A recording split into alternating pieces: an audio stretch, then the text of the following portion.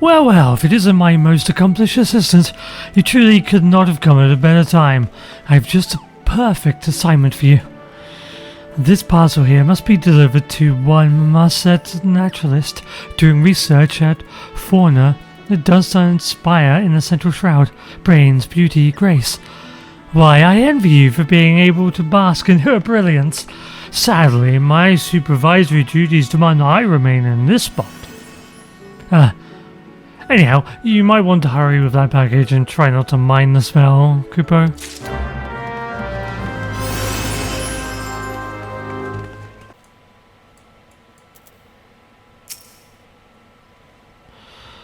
You there, Research Assistant 62, or was it 26? Bah, who even cares what your number is? You're late, late. Hand over my package at once.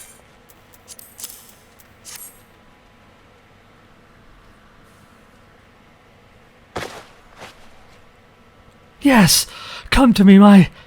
What in the seven hells is this? Apricot? If this is your idea of a joke, my next experiment will be to measure how many lightning sparks can fit up your worthless ass. It's...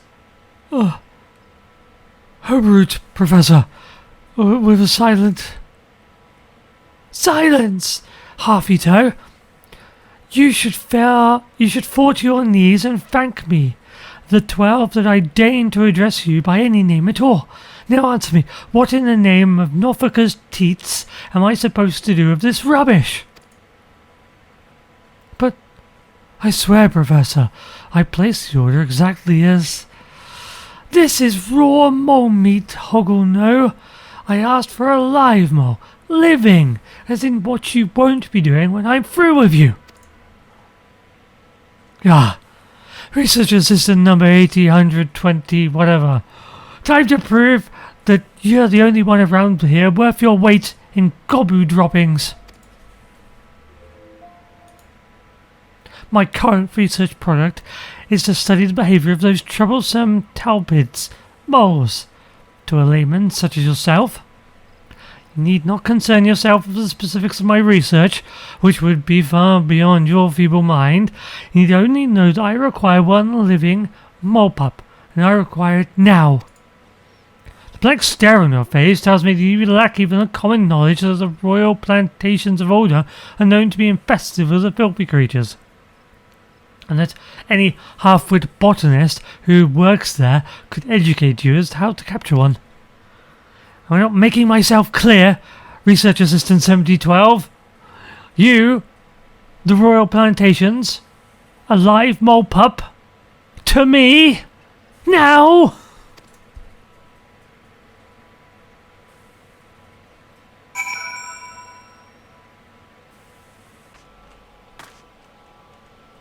Okay, so this is the plantation.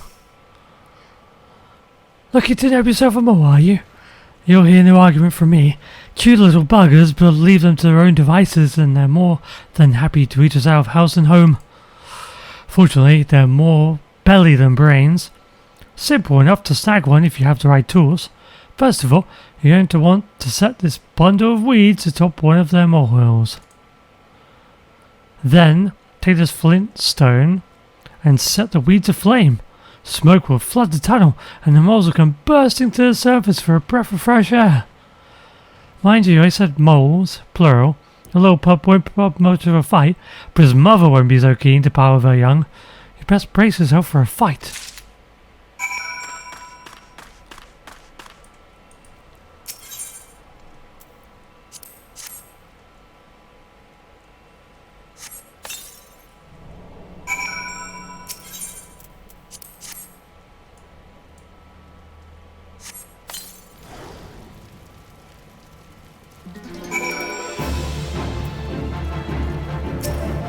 Don't mind if I just take your pup, do you? Oh, I guess you do.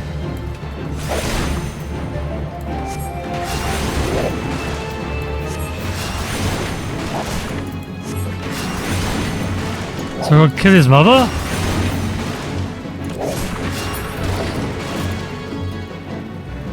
Wow. So cruel.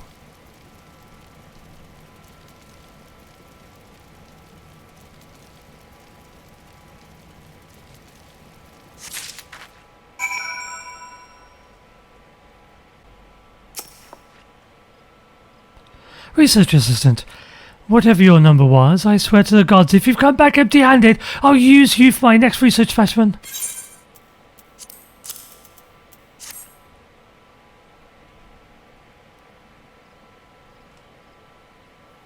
Well, look at this. A mole pup. A scrawny little runt if ever I saw one. What can I say? My experience with certain research assistants has left me with a soft spot for half-wits, monsters, and ugly things. Don't worry, my misshapen beauty. I'll be very, very gentle. Apricot, you'd best be taking notes. Die, foul vermin! Die! Die! Die! Ha ha ha ha! Professor, what are you doing to the poor beast? Sever power with you, I say! Ah!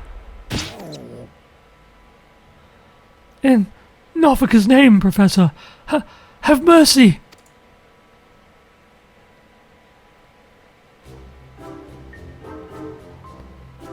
And once again, my hypothesis proves true.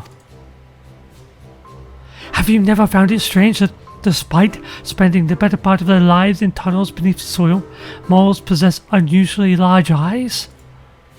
Of course you haven't, because you possess the mental faculties of a dimmer than average dormouse. But that doesn't matter. What matters is that I have. My self-styled teacher, at alone, posited that their eyes grew large, that they might better see their prey in the darkness, but I thought no, I knew different. I theorized that their eyes, regardless of their size, were nigh useless, that they did not see, but rather felt the vibrations around them to identify potential foes and prey. Did you see how the mole pup, its eyes still shut, squealed and squirmed in abject terror as I rained blows down on Pelennor around him? Once again it is proven, Atalone is a fool. The student has surpassed the teacher. I'd retrain the pup for further study, but I have another mole that has outgrown its usefulness. Consider it yours. What should you do with it? How should I know? Burn it, vivisect it, skin it and eat it, for I care. Just get it and yourself out of my sight. Research cause.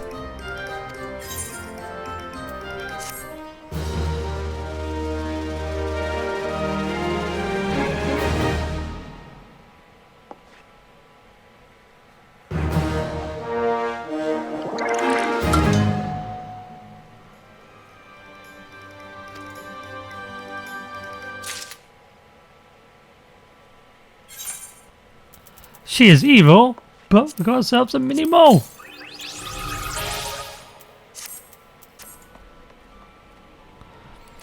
An assistant in need is an insistent indeed. Cooper, your postal career has been a series of pleasant surprises. What a journey you've had, from dubious to glorious. A very special honor awaits you today, Cooper. This letter is from none other than Arun Senna, the youngest of the 3 Seedseers. And of all people, it's addressed to his sister, Rhea Senna. From one Pajul to another, Cooper. How about that? We are travelling in high society. Never did I expect to trust an assistant with letters of such import.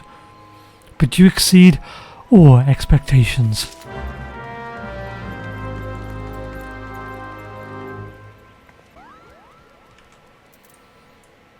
It's back to Rhea.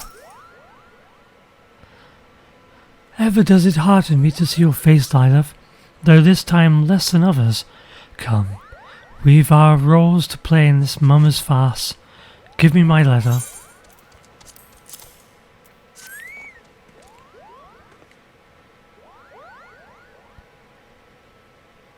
And there it is, the letter from my brother. Thank you for the delivery and the certainty.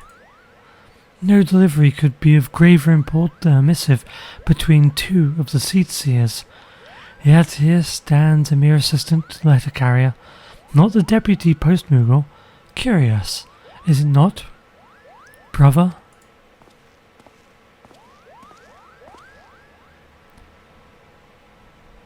We are in a rare accord, dear sister.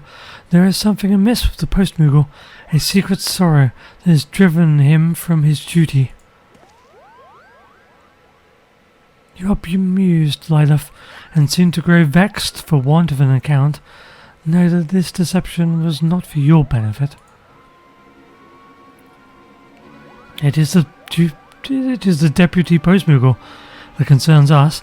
He has seemed rather derelict of his duties, and so we laid this test for him. If naught were amiss, he would be here now in your stead. In truth, we have seen little of the good Moogle lately. We fear for him, yet he fears to show himself. What secret does he keep from us, Seetsias, and his friends? If he fears to even show himself, this secret must keep itself poorly indeed. All we need is a look at him, and we'd know. We would have your aid, Lilith. The work of a post-Moogle is of too great an import to leave to chance. We must bring the post-Moogle out of hiding, into the light of truth. Take this letter to him, good adventurer. Tell him not of us, not a word. Tell him this letter comes from a twin adder soldier, and must be delivered to a sylph of ill disrepute to the shroud. You will beg the post-Moogle for aid. Tell him that your callowness, you cannot find the destination. His vanity shall push him out, and his affection for you will pull him in. Directly to Little Solace, where he shall find us instead of the wicked sylph. We'll settle this once and for all.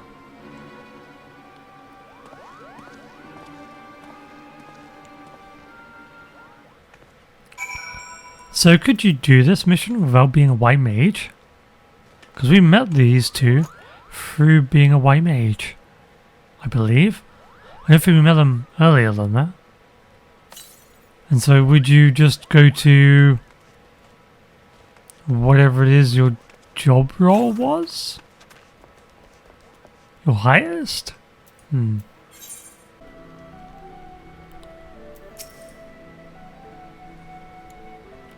the delivery go as it should? Such an important letter, such exalted company. How I miss Kubo. What's this? A difficult letter to deliver, did you say?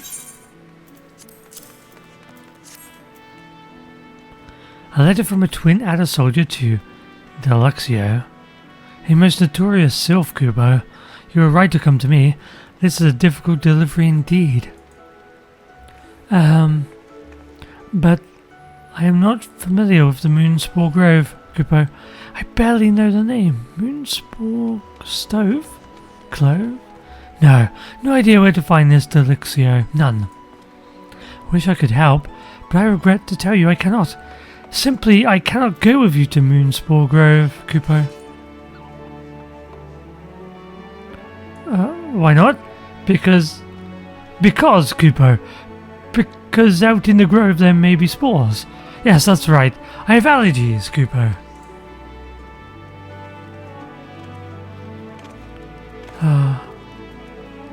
But if my assistant needs me, I suppose I must go. Deliveries must be made, and sacrifices too. Very well. At Little Solace we shall meet. Let's go, then, you and I. Where the moon spores fly, together we shall see Deluxio, Kubo.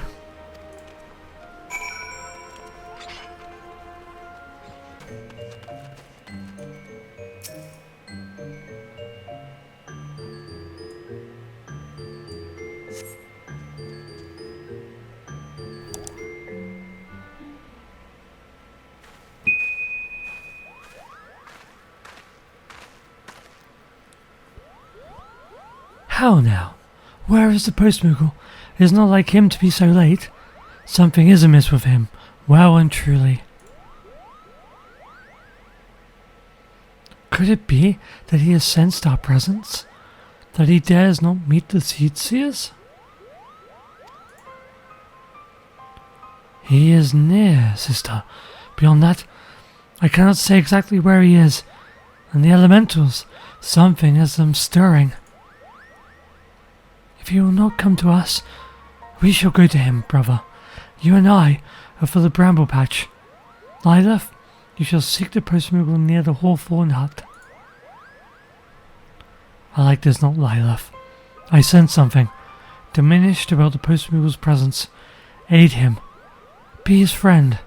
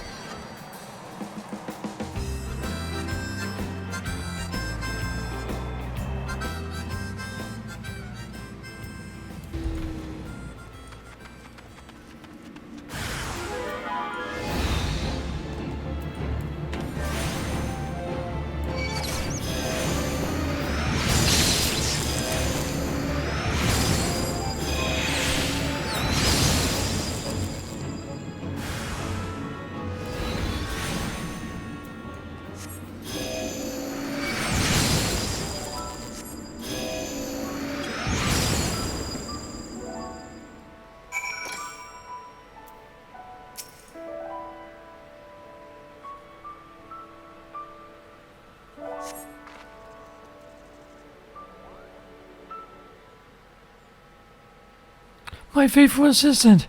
Thank you, Kupo. I had just lain down for a nap when those things took me unawares. But everything is fine. Come, we must go to the Little Solace, Kupo. Now how?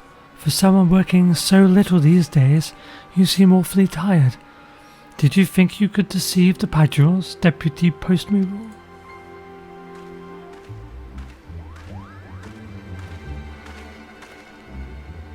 Rhea, oh, Kupo, and Aran, and why are you all here? Please, don't look at me, don't! I shall look at whomever in however manner I see fit, though I may say the privilege does not extend to everyone in present company. My apologies, my humblest apologies, Seedseers. I'm not feeling very well, Kupo. With your leave, I must return to my home. Your home is here, in the Twelveswood, Deputy Post Moogle, and if you think your friends would allow you to fly on those shredded wings, you must think of very little of us indeed. It was a windmill, wasn't it not? Your life has been in the Twelveswood. How could you know of such structures? You managed to survive the collision, but the injury was great. Oh, you poor brave fool. That was why you suddenly took on an assistant. 'Twas so you might heal. Why would you not tell us, not seek our help? Why hide your hurts from my brother and me, and this good adventurer? You withheld it, even from your fellow Moogles. Please, don't take away my cap and satchel, Kupo. Please, it's my life. If I can't be a post Moogle, I don't want to live, Kupo. Please, don't ground me.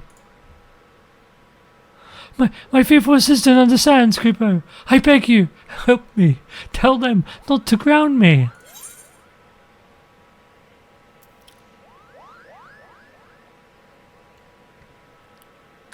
Yep, I can handle things until he recovers.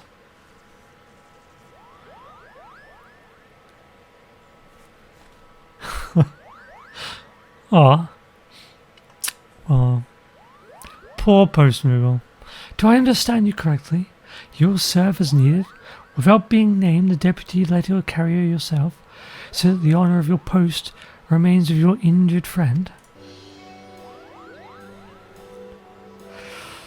The rest may well be enough to mend his injuries, or it may not. Still, do we not owe that much to our friend? I shall personally look into the Moogle medicine for a cure. would we do not for a friend in need? Whether adventurer or seedseer, we are all your friends. And you are the deputy post Moogle still, grounded or not. But you will rest, or I shall know the reason why, and Lilith is to keep the letters flying to all reaches of the realm. The Moogles shall also help. Any small deliveries within the Heavensward are your honoured responsibility, my good Moogles. But sister, surely we need more carriers for letters leaving the Heavensward. Lilith is an adventurer with other duties after all. My brother's right, Moogles. Send word to your cohorts throughout the forest. We seek post Moogles with hearts stout enough to face the wider world.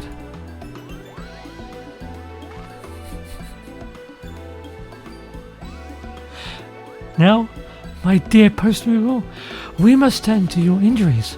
Lilith, you are no longer an assistant, but a carrier grown.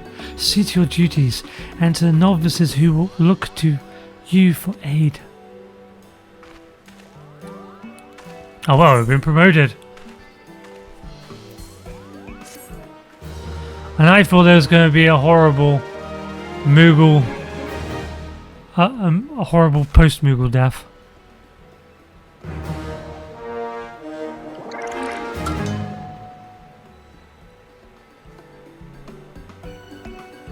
Yeah, we're a carrier grown. What does that mean? You recognize your past achievements and promoted from assistant to a full letter carrier. Remember that every delivery you complete helps the deputy post Moogle cling to his reason to live. And congratulations on your promotion.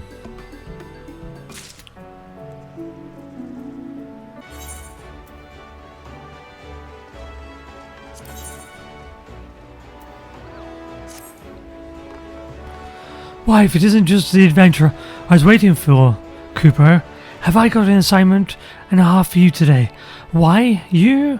Because, my friend, there's no one better suited for the task. I hold in my pouch a letter with your name on it. Not literally, of course. I mean simply that I have a missive for Hera in Little Alamigo and would have you take it to her. It's from her father, and I've been told it must go out. Post haste. Why aren't you laughing? Anyhow, Hera is a lovely girl as you'd ever wish to meet. Wise in the ways of alchemy and so kind she gives away medicine to ailing Alamigan refugees. At free, of course, no less. But Hera has known almost no rest on her crusade, and I worry she's working herself into the ground. It would break a post-Moogle's heart to deliver a letter of ill tidings to such a saint. So if the message brings anything but joy to Hera, would you be a dear and aid her with every ounce of strength you have, Kupo?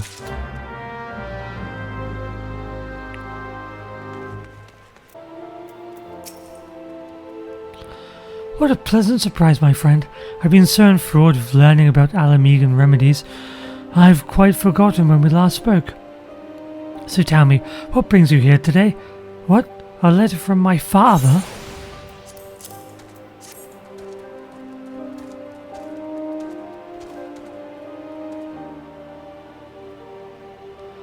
Dearest daughter, I fear I'm not long for this world. My belly grows worse with every passing day, and I have something I must give you before my time here draws to a close. I had no idea my father was ill, let alone with a mortal ailment of the stomach. Our relationship is fraught. I shan't deny it, but neither will I idly watch him die. Why? I just learned of a remedy that ought be potent enough to cure even the grey and rot. I need only trade of vet roots to brew it. Lilith, gather me some from Zanrak to the south. 3 bunches, please. I would give all I have to do the plucking myself, but I fear the Eorzea would make terribly short work of one so weak as I. What have the long bells spent studying Alamigan medicine been for, if not this? I swear to you, My father will not perish, not if I have aught to say about it.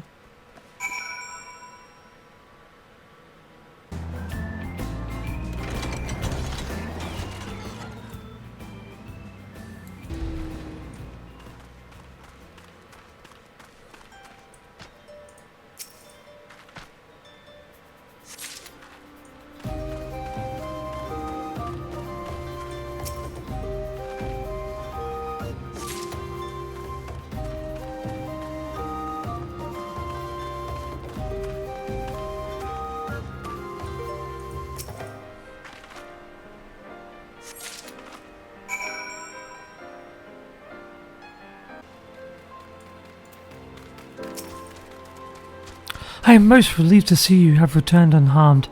And what of the trader vet routes? Thank goodness! Though it will take no small time to grind and steep these tubers, at least now I can complete my draft.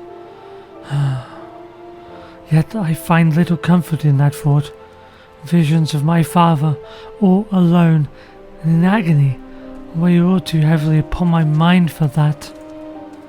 He is simply too proud to ask for aid of those around him, especially now he has put home behind him to organize his merchants from Highbridge. Please, Lilith, would you go and be a friend to him when none else can?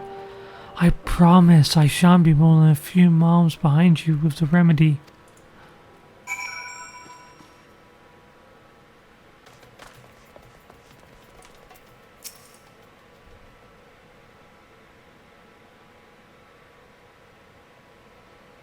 Welcome back, my friend.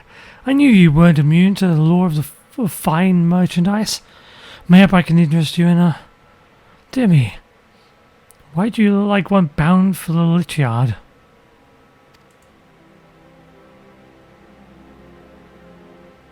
Slow down.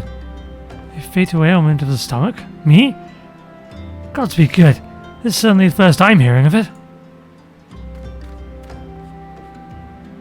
Father, I have it. The remedy is done. Ahira, bless my soul. What brings you to these parts? I came to deliver the remedy. Please, you must drink it quickly, lest its effects be lessened. For you, my dear, I would swig anything swiftly. Just allow me one small question beforehand. A remedy for what, exactly? It's an alamegan infusion for your stomach, which does still ail you, does it not?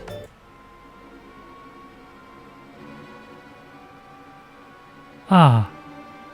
Yes, of course. That ailment. My girl, I'm afraid it troubles me terribly. A man can only take so much pain in one lifetime, and I'm near ready to cry mercy. It's my own damned fault. Always blinded by pride and the glitter of gil, as I was. Foul take me. I was so sure business would take root and grow mighty in this wasteland. But I have little and less to show for the years I've poured into this place. To call what I make every moon a pittance does injustice to the word. Why, merely opening my ledgers as me dribbled over grasping my stomach in pain. Things have grown so dismal. I might even give up being a merchant. My life is nearly over. What? What's that, dearest? Your life is near over? As a merchant? That's all? You have no mortal sickness of the stomach? Nor are you headed for an early grave? An early grave? Why would you possibly think that? But I've forgotten you make every molehill into a mountain. Really, my girl, you ought to have a thicker skin by now. I was merely concerned for your health, father. Good God. No one has ever perished from a stomachache. But no matter, I am glad you're here, even if you've come on a fool's errand. I have a gift for you. Please, take it. No. What's that? Speak up, Hera. I want nothing from you, now or anything to do with you ever again.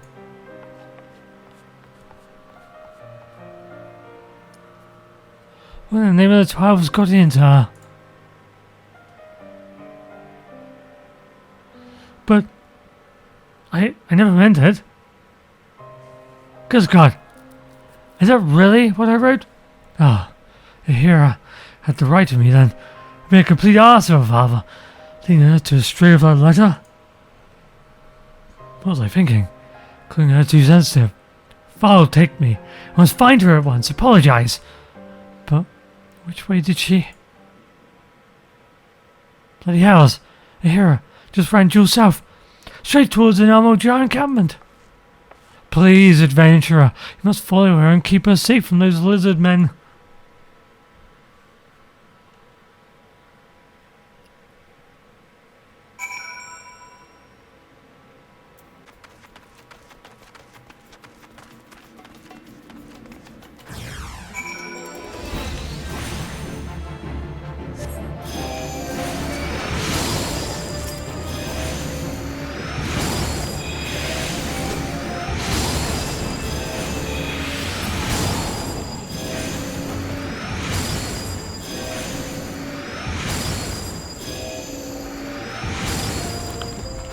Okay, I was just expecting reinforcements.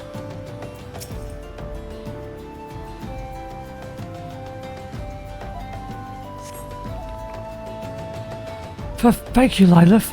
Gods, what possessed me to come here? I was a fool for letting my father upset me so, and for blundering so near to the ammo jar. All I wish to do now is return to Little Alamigo and think things over for a spell. I suppose my father ought to know no harm has come to me, but I have no stomach for the man at the moment. Would you please tell him in my stead?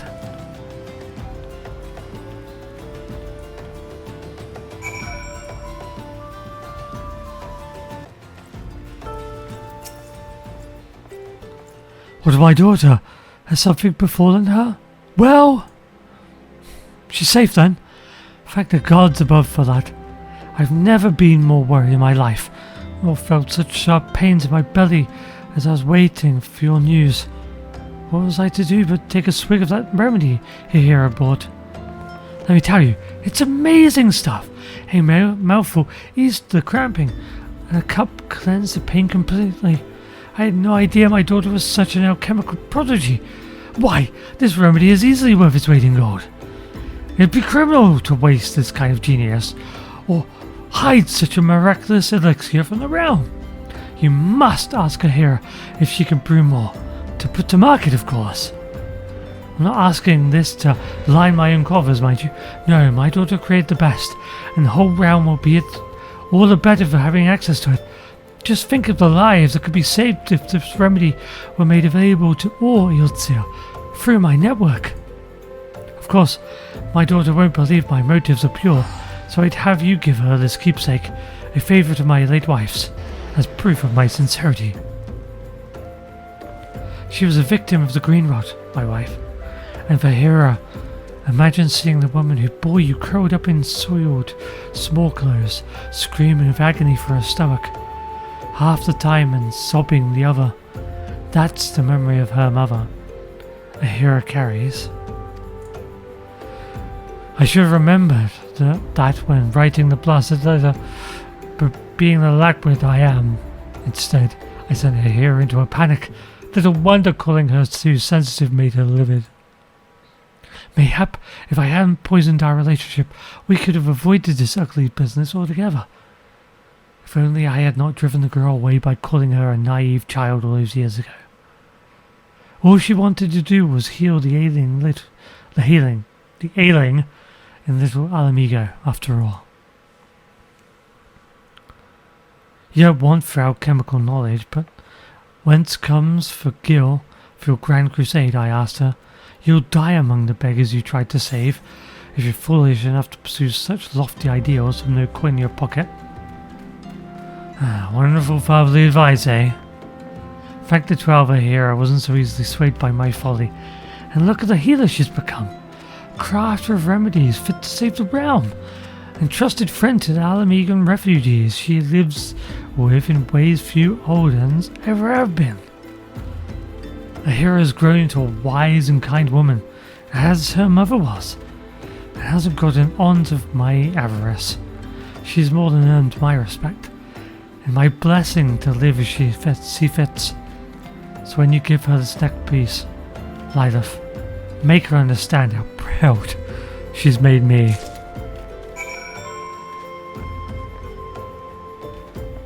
Oh, all these little touching stories.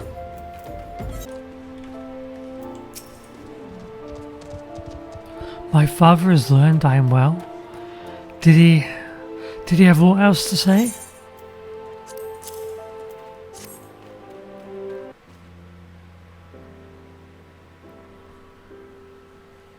How odd. I know I've seen this before, but I cannot remember where. My father is proud of me? If that be true, his heart has grown less cold and calculating, and that he kept my mother's favourite neckpiece for all this time. My mother was the gentlest of souls, all tender smiles and wise words. Why, my fondest childhood memories are of her stroking my head as I lay abed, and murmuring, "So compassion where you wander, and ever will kindness bloom in your wake." Were it not for my mother's teachings, I would never have learned the ways of alchemy, nor sought to save the ailing with remedies born of my study.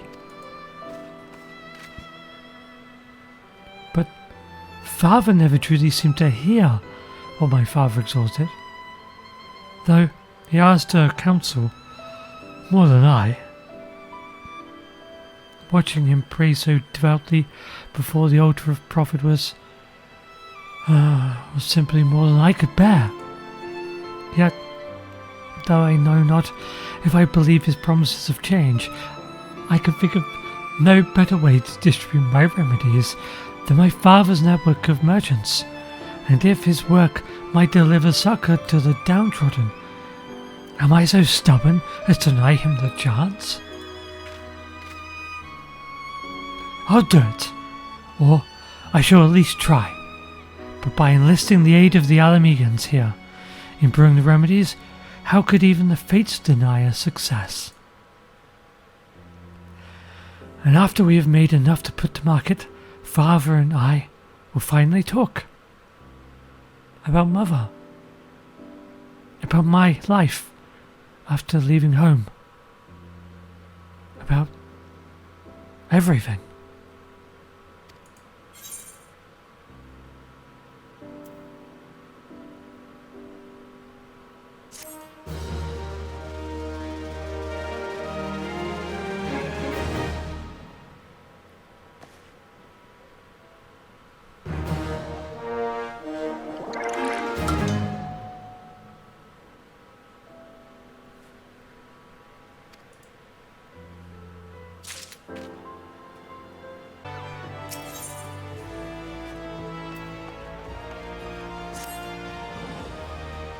Why, if it isn't my obedient slayer, trusted assistant, back for more. I've got something a little more demanding of you this time. Something less than a demand for satisfaction, Kupo. That's right. Fibrous, the doll, wants a duel with Anselm Luxcore. To the death, no doubt. They're a pair of the most barnacle-brained pirates that ever got washed ashore. They're always cracking each other's heads open over something or other down in Candlekeep Key. When Anselm's at a loose end, which is the majority of the time, you'll find him loitering around Limbs of Laminza. So go and say hello, and make sure he gets Felbra's challenge. And don't forget, a prudent post person always sees his mission through to the bitter end. Good luck, Kupo.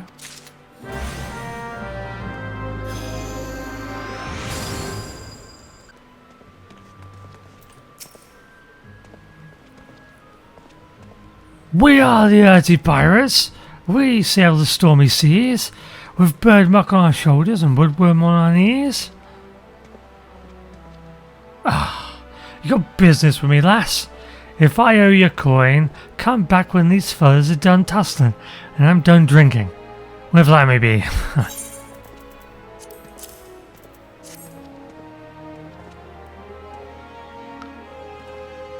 What in the 7 hours? I found myself some new woman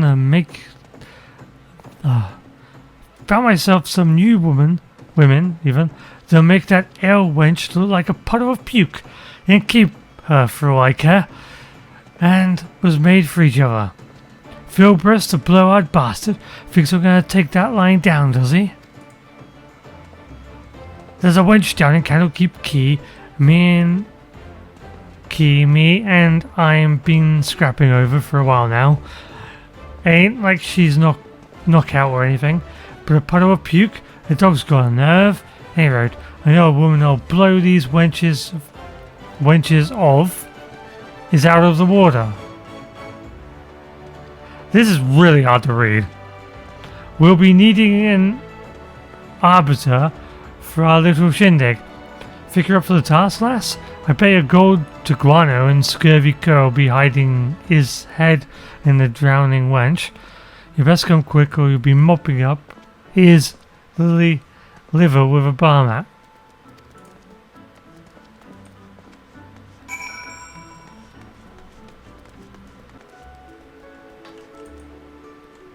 Okay, so they met each other. You got here just in time, lass. Any more of this contemptible sneak shite, and I'd have gutted him like the minnow he is. So you're the arbiter this build rat told me about. Good day to you, lass. The name's Philbrus. Even there's let's call me Philbreeze the doll. I'll just call him Philbreeze for now, screw it. Don't let that name fool you.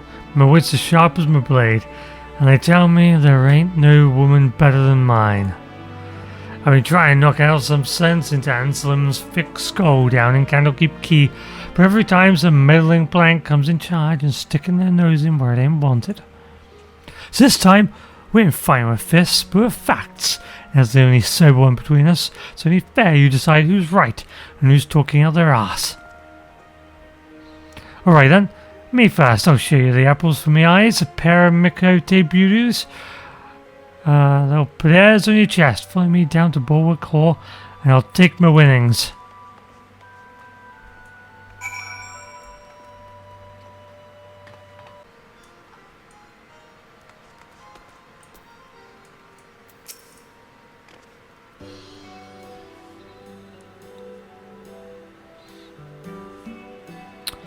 Ain't that a sight for bloodshot eyes? Can't say I say myself, but you ain't seeing double. There's really are two of them. Wrap your peepers around the Mikote twins and tell me there ain't no gods.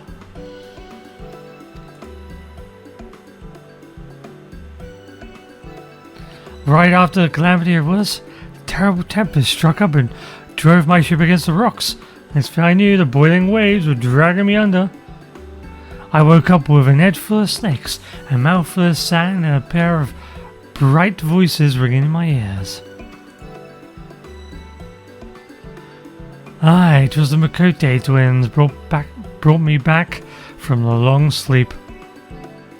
Not that I knew it at the time, Mark. One look at that coral hair and that glowing skin and those eyes, you could drown a cold whirl in. I reckoned I was swimming with the angels.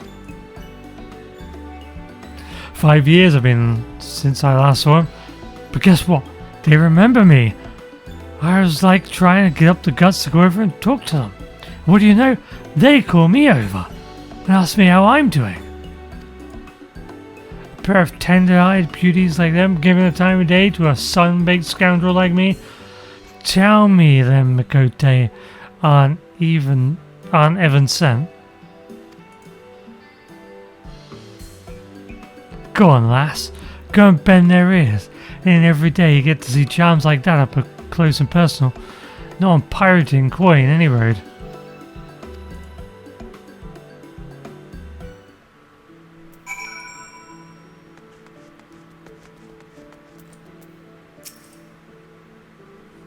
welcome to Limbs and the Minza.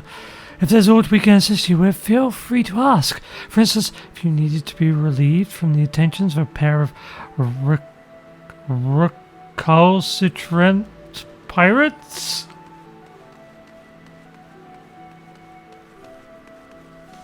What does that mean? Like pervy, I guess I'm gonna say? Recalcitrant.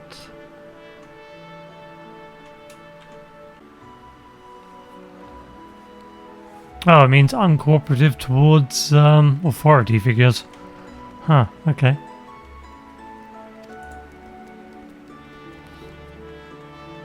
You see, we might look all sweetness and light, but we're actually fully fledged yellow jackets. We're stationed here in Bulwark Hall, not only to offer invaluable tourist information, but to keep an eye on certain undesirable elements who might disturb the peace in our fair city. Philbras, the gentleman you were just speaking with, is a person of interest to our organisation and is under constant observation. Several times of late, we've seen him lurking in the shadows, staring at us, waiting for his chance to strike. We generally deal with him simply by calling him over. A little informal interrogation rather tends to interfere with his nefarious schemes. So they don't realise he just has the hots for them. They think he's trying to cause trouble and he's like waiting for them to like leave or to attack them or whatever. Tell me, lass, ain't I right? Ain't they the most perfect creatures you've ever set your eyes on? I think Lila's better.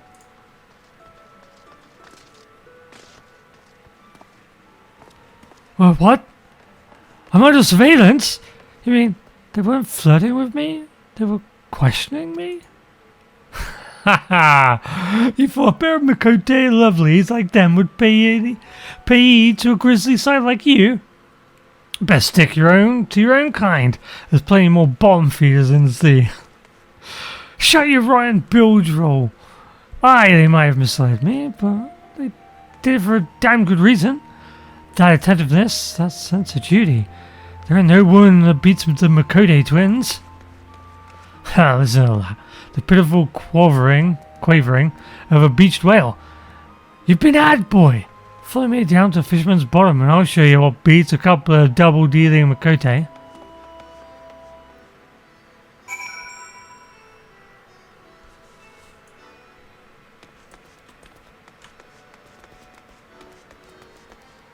If it's the eyes are too cat-like.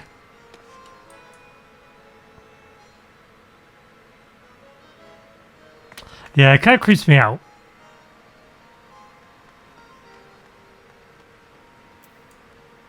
Like, if you're... Like, it reminds me of, like, oh... I think... Oh, what is it? Thriller? I'm not sure. But the Michael Jackson, like, thing where he's, like, turning into a werewolf. He has like the yellow cat eyes right at the end. Like that, I found that super creepy. And yellow eyes like this, super fucking creepy to me. Like if someone was like this, if this was a real person like this, like the cat ears, kind of cute. I'd be like, yeah, okay, that's fine. And tail, okay, a bit weird, but okay. Fucking cat eyes, I'm gone. I'm gonna freak the fuck out.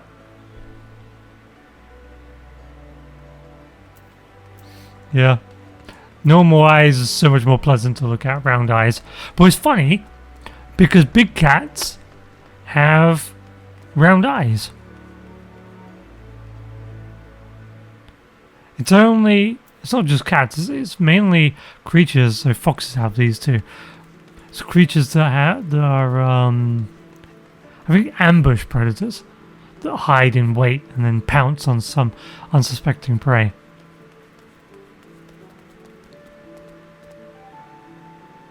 So I don't think you'd ever see any creature this big having vertical slit eyes. I don't think.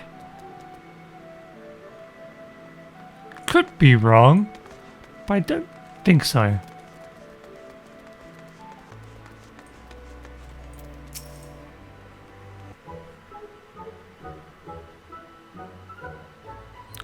There you are, lass. Time to settle this little Barney once and for all. I give you Sisbu, a bleeding paragon of womankind. Back in my pirating days, the captain sent me to the markets here to fence our ill-gotten gains. Thing is, none of these crooked dealers gave me fair coin for the loot our boys split their guts for. Well, my blood boiled over, foaming in the mouth I was, and hurling oaths like the broadside of a galleon.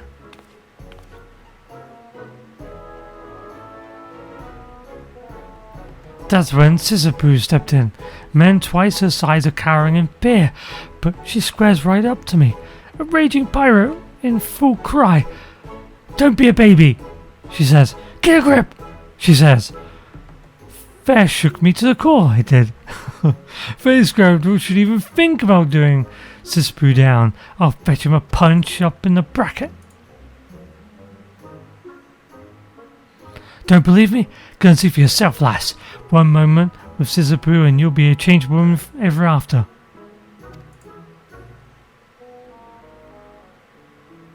I mean, I've spoken to her many times. Welcome back, Lydeth. Caught any more Marlins lately? What? Ansem sent you? What's that belligerent boy up to this time? Ha! So it's got you choosing between me and those Mikote twins up in the Bulwark Hall? Let's say Sod's always squabbling over something. You tell him from me that he's got the whole thing topsy-turvy. Much as I'm pleased to be put on a pedestal, there's no way of judging when it comes to matters of taste. After all, it's like what they say, one man's marlins, another man's mudskipper. The world's like a ship. You've got your captain, your mates, your boatswains, your deckhands. Everyone's got their own talents, their own skills. You'll be a long time looking for a sailor who can run the whole boat on his own. True. Wait, I was going to say, do you have another fishing quest for me? But you don't. It'd be blue otherwise. You did it, you lucky bugger. You talked with Sisabu. So, how was it? Is your life changed forever? No way of judging. Everyone's got their own talents. Well, blow smoke up my ass and call me a kipper. Playing the most wisest thing I've heard in my life. That settles it. Since we beat some twins hands down. Alright, that's enough. Time for you to make up your mind, Arbiter. But not here. Ain't fair. What with Sisabu right there in your face. Let's move over to the docks and give us your verdict. This is what I've been waiting for. Time to wipe that smirk off Philbra's face. Come, let us know what you've made when you've made your decision. I don't want to choose between these two.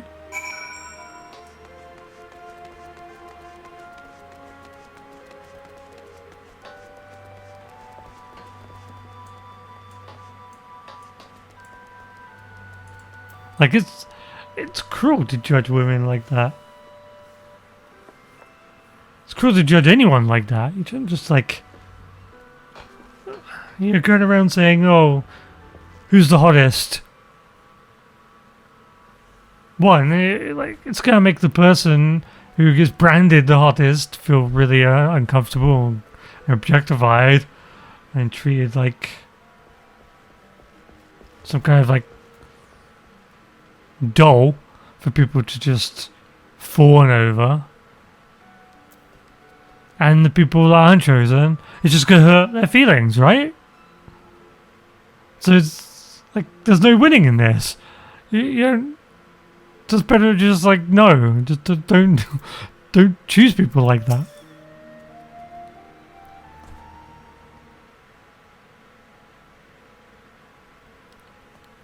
Here it is then, the moment of truth. Come on, lass, put us out of our misery. Tell us, Arbiter, which of us is right? Sisapu, the best, or the Mikote twins? Out of my way, Scrags, or you'll feel my jackpoo on your scrawny necks. Is there no place for idle chit-chat? Get down the market with the other gossiping fishwives. Captain Roswin! She looks cool. Awesome hat. Oh, I hope she beats their asses. Well, for that pair of washed up pirates. Listen here, boys.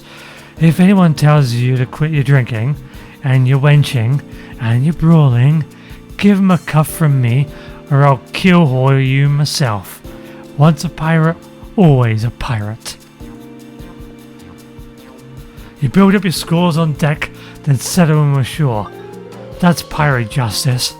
Don't just stand around bickering. You let your fists do the talking.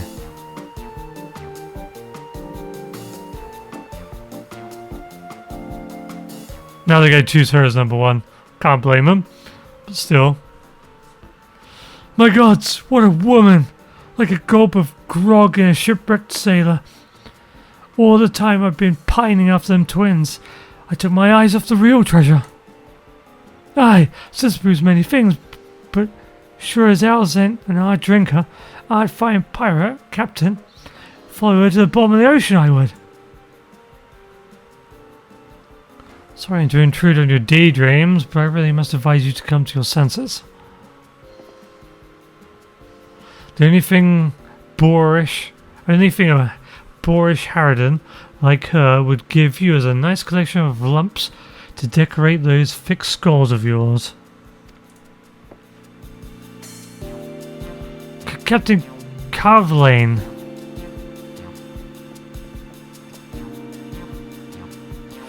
What in the 7 hours? Roswin and El Carvelane? Is that a captain's convention around here?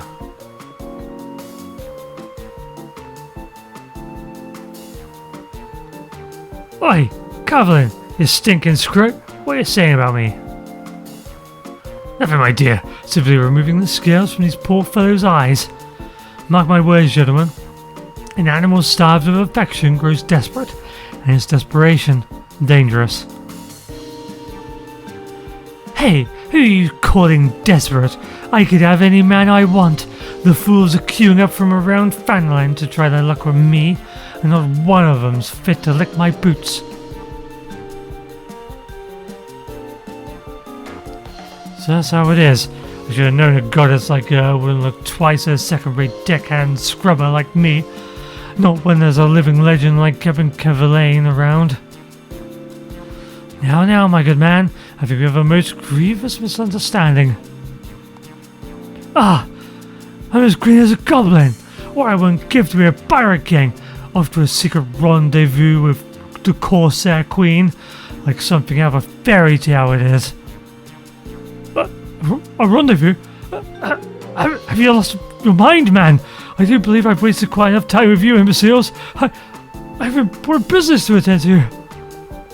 Oh.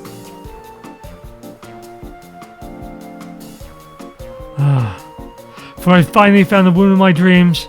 By God, was a rude awakening. Maybe you're right, Anselm. Maybe I'm better off sticking to my own kind.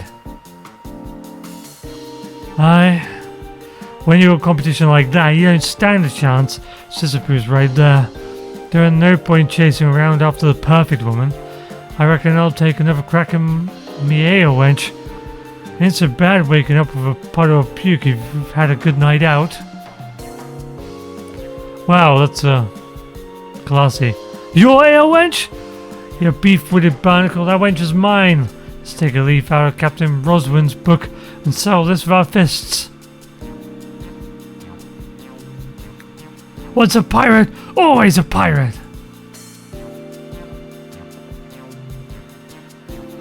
Thanks to your help, lass.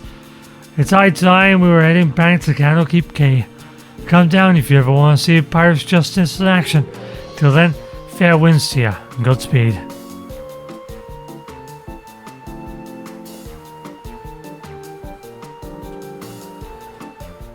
Where are the hardy pirates? Oh, I didn't realise that was automatic at the end. Okay, missed what they said.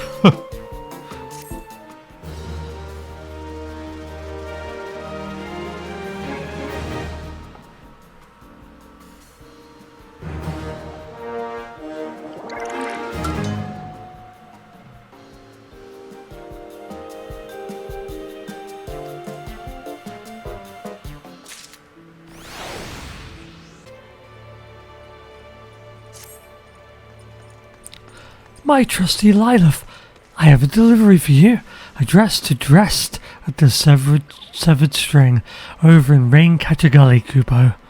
But I promise the Seedseers no more secrets, Kupo. The letter was handed to me in a most curious way.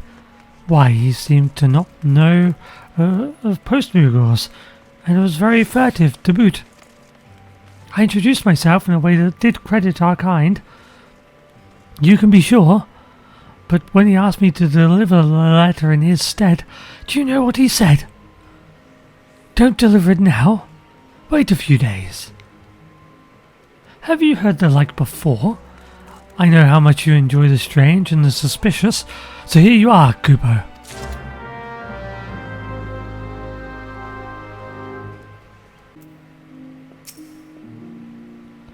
It's you.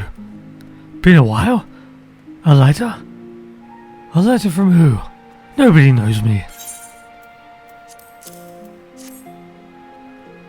My daring, dashing dressed. Do you dream of rain? The ones you killed. Huh. How did they know? Ghosts. Ghosts that won't leave me in peace.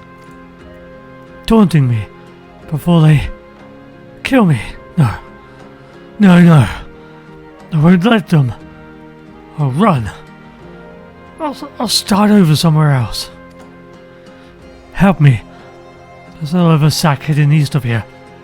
A peaceful spot, surrounded by rocks. Trees. My savings. Gil. Gil to go home with. Home to my family. Get it for me. Help me.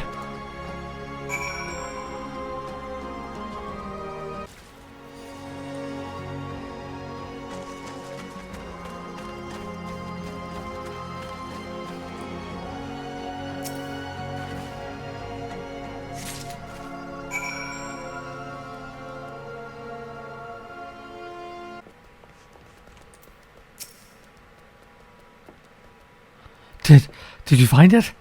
Did you find the leather sack?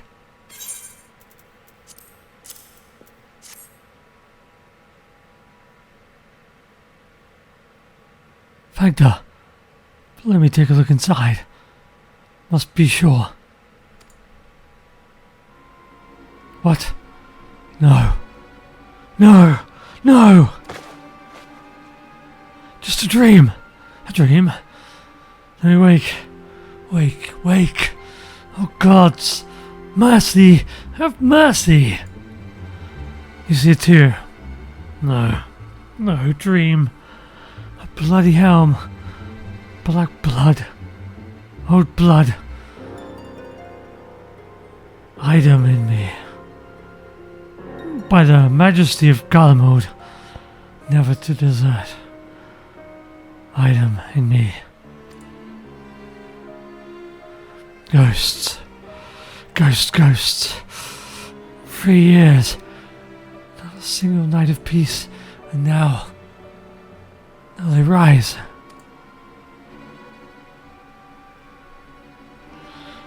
Help me. They're watching me right now.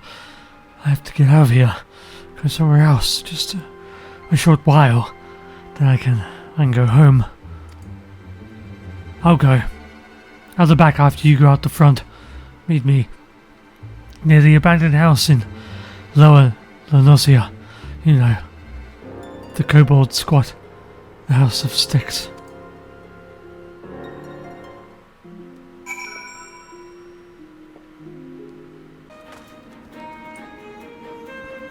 You'll clean the helm tonight, worm. Lick the blood and brains off it while we drink the wine you brought with your paltry hoard. Once a craven, always a craven. Flushed you out like a rabbit with that letter. Isn't that what desert cronies, what? Desert conies? Desert conies do? Dash? I don't know what a coney is, but okay. You died. You're died. Not at all. Just most. Oh, not all, just most. 3 good soldiers survived. And you. Figured you for dead until I saw you skulking by the water a week ago. Do you think we don't dream of rain, worm? What honor in surviving an ambush, eh? 3 years of disdain that ends when we hand over a deserter to the cudgel man. I... Huh? You're a friend to the scum? You ought to pick them more carefully.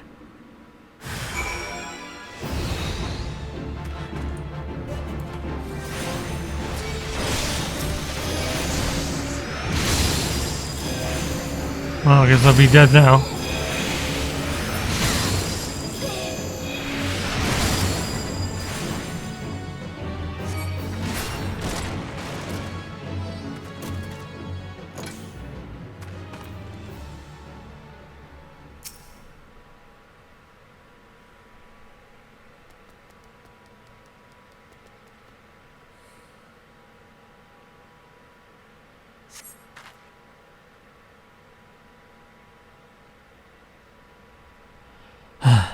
Thank you. There's no one.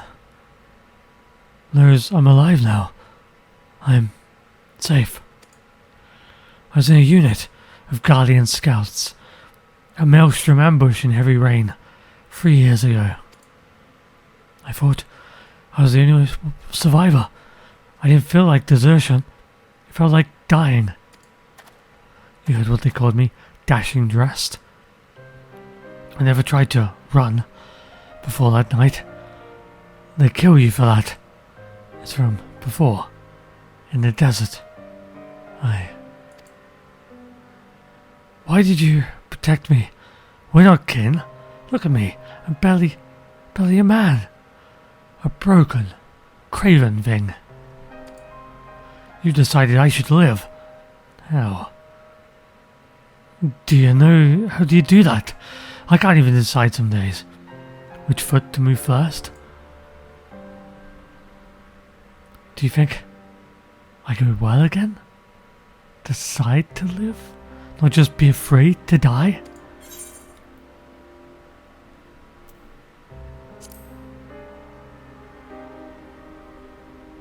True. I haven't thought things through in a long time. Not since my homeland fell to the Empire. Home isn't somewhere I can buy a fare to. It's not a sack of gil or answers I need, but questions. Why does it hurt? How do I feel? I will see my children again, but it's not the time yet, I think. I think, though, it will come. That's a start.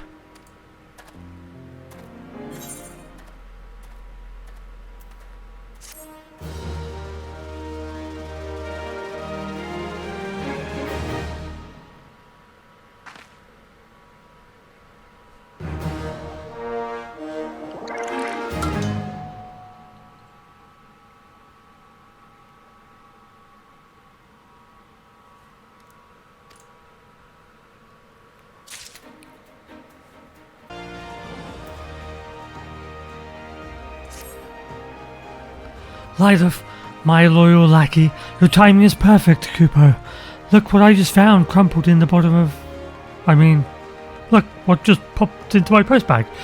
It's an official epistle from those doughy defenders of order. The brass blades. Needless to say, it must be delivered without delay. Do you recognize this seal? Any post-Moogle worth his salt knows what it signifies. An appeal for assistance. The blades do not want to ask for help, mind you. What they want, they usually take by force. These petitions are only sent when their inquiries lead them outside their jurisdiction. This one is addressed to Chokabuki, master of the Thaumaturge's Guild. Those blades are nothing if not plucky, I must say. If I suspected a Thaumaturge of any manner of wrongdoing, I would stay well away. So hurry to order, Cooper, and deliver the message before it's too late.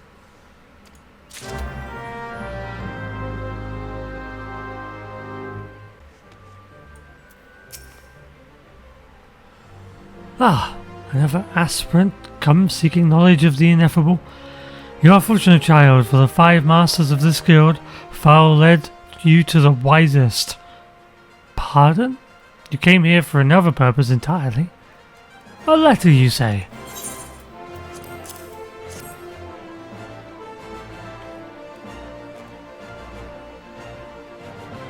Ah. Seems the name of our bone keeper, Prelate Yaki, has been mentioned in connection with a brass blade investigation. Former guildmaster Mamepo stands accused of fomenting insurrection against the crown, and Ifeyaki may have become embroiled in this vile plot. Mamepo was convicted of embezzlement 5 years ago and sentenced to serve in the Colosseum as a Noxious, a prisoner of the arena, made to fight until his debts are repaid. He toils there to this day. When his crimes first came to light, it was the Sultana herself who pressed for a heavy sentence to serve as an example of the consequences of corruption. That gave him reason enough to hold a grudge against the crown. And it is true that Prelate Yayaki was his dearest disciple before his fall from grace. It is not beyond the realms of possibility that he might attempt to involve her in his schemes. A swift and decisive investigation is called for, and I believe I know just the woman to carry it out. Oh, do not feign surprise. Why else would I go to the trouble of explaining the situation to you? Now, by the way of a first step, I'd have you speak with Prelate Yayaki herself, probe her demeanor for any irregularities and report back to me. How would I know if it's irregular? I don't know her.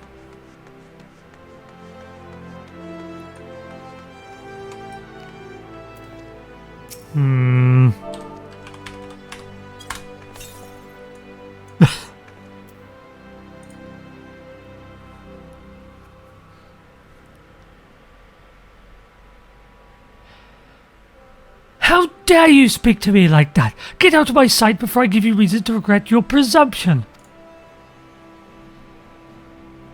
My presumption? I only presume to be able to enroll in a guild without being turned away by a bloody receptionist.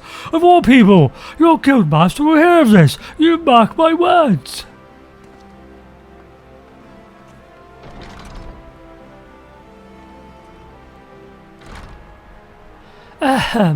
Welcome to Thaumaturge's Guild. Pray no mind to all of that. It is a guild matter, not that the impertinent young fool has any place in this guild.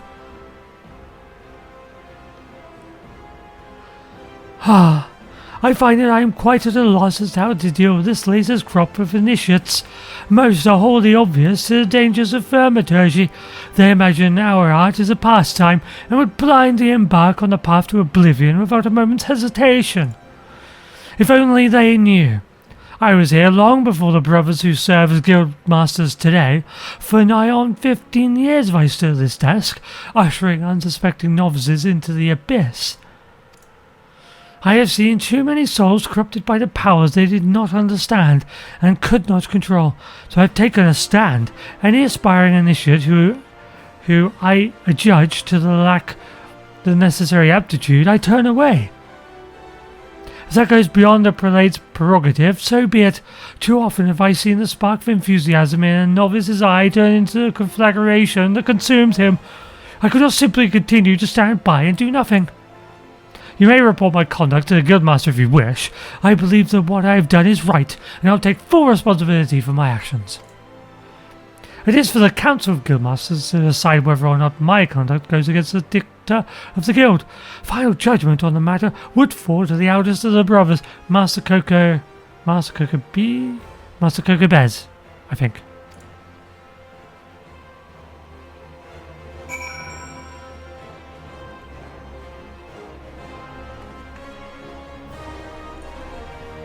Wait. Wasn't we supposed to ask her questions?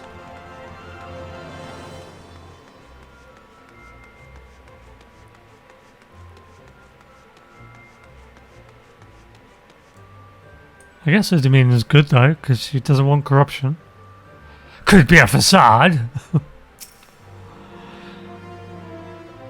I see. So Prelate Yaki has been turning away prospective initiates. I had wondered why the number of new guild members had fallen so sharply. Now I know. Could this be the bitter fruit of Momopo's unseen labour? Might he be working for Yaki to deprive the guild of new blood, and thereby precipitating our eventual downfall? If so, it has been for naught. For while the quantity of recruits has undoubtedly fallen, their quality has soared. Each one is blessed with a natural aptitude for ethereal manipulation. Be that as it may, we cannot be sure of Yaki's true motives. We must learn more of her recent behaviour. Pray speak with the others around the ossuary and glean what clues you can. I think she's good. I think she's fine.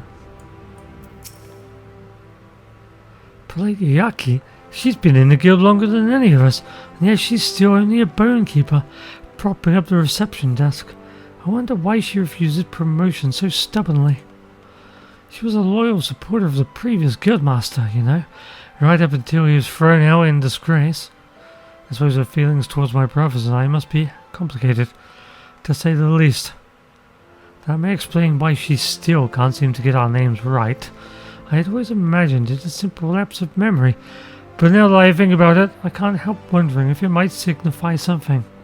Could it be that in her heart of hearts, she has yet to accept us as her guildmasters?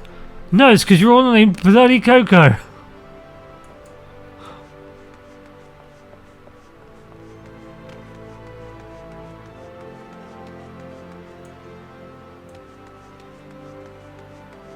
I bet she gets Mamamane's name, right?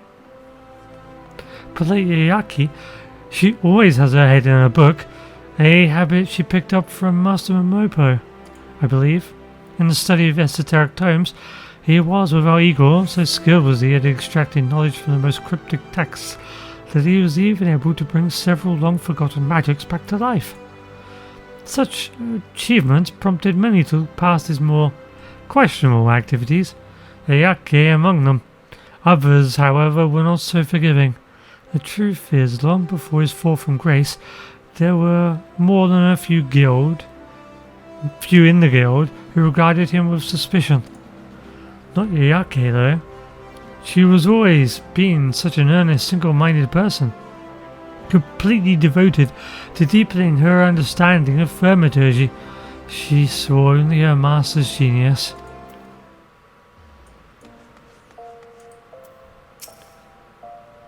So you wish to learn about Prelate Ayake? There is but one thing to tell. She breaks her fast on thaumaturgical texts and sups on treatises. Mayhap literally, if the guild librarians are to be believed. According to them, she has taken several weighty volumes from the ossuary, and has thus far failed to return a single one. Just what could she be doing with them?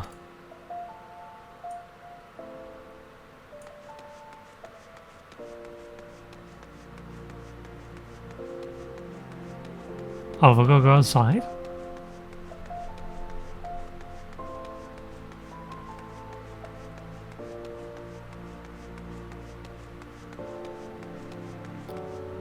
Why are guildies all the way out here? Did I just run through a fountain? I did just run through a fountain.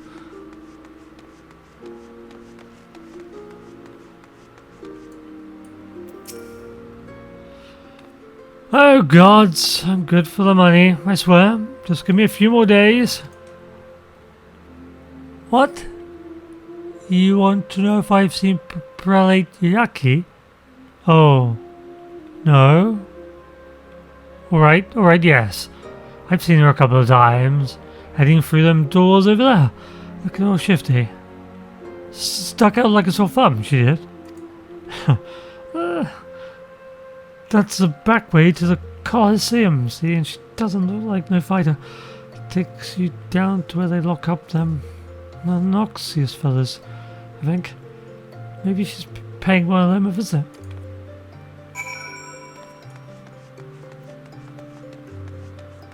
Look, even if she did meet the old guildmaster, it doesn't actually make her Guilty.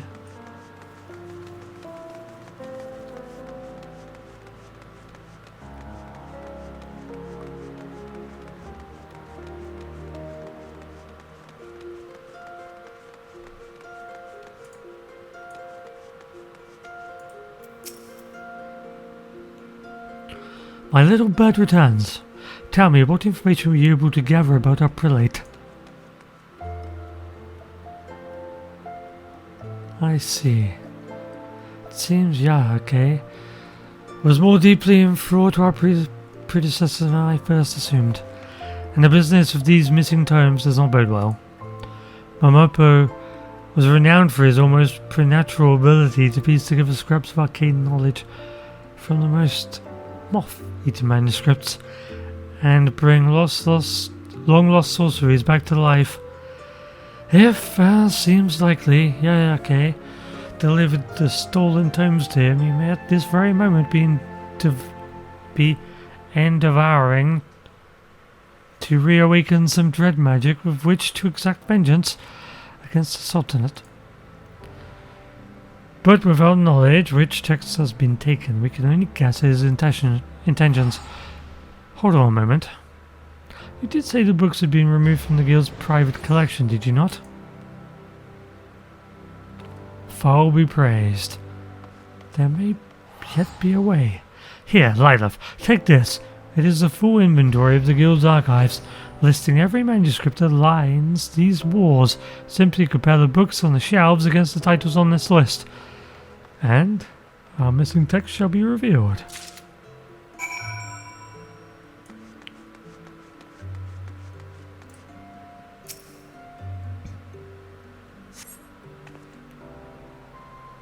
Cry from the depths.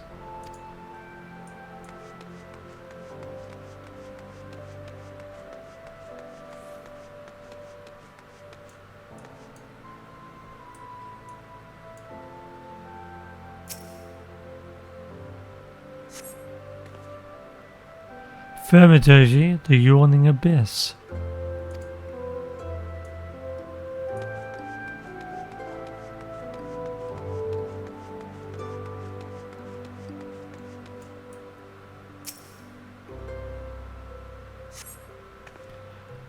The lesser key of fall.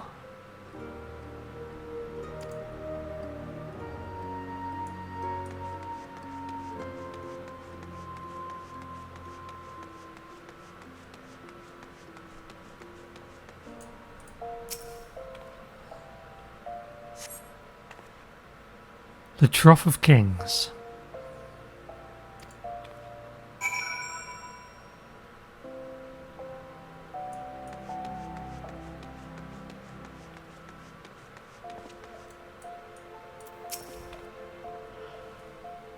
Is it done? Quickly then, show me which titles are missing.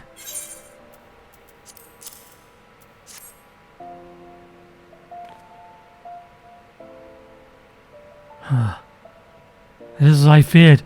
All the missing volumes are works which held a special fascination for our former guildmaster. It is all but certain that he requested them. Alas, I cannot speak for their content. What I can say is that Momopo will not have chosen them on a whim. Being a connoisseur of ancient manuscripts, he knows the worth of every volume here. The illuminative worth.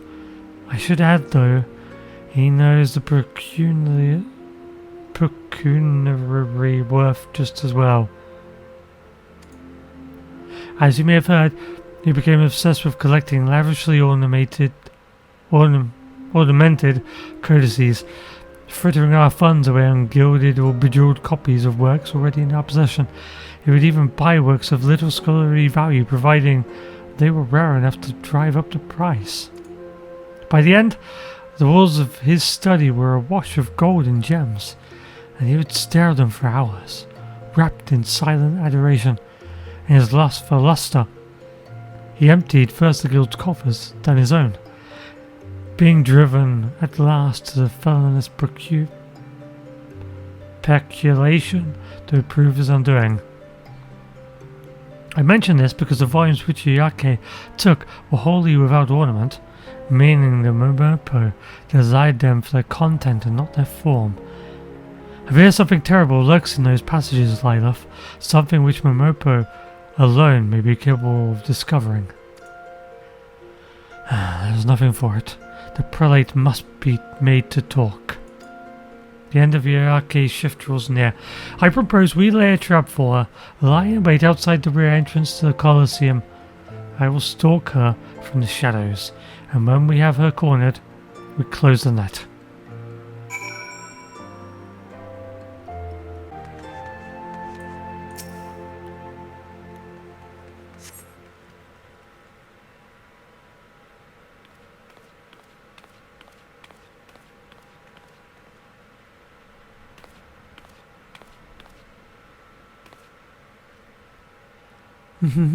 Heading back to the guild so soon, prelate? What?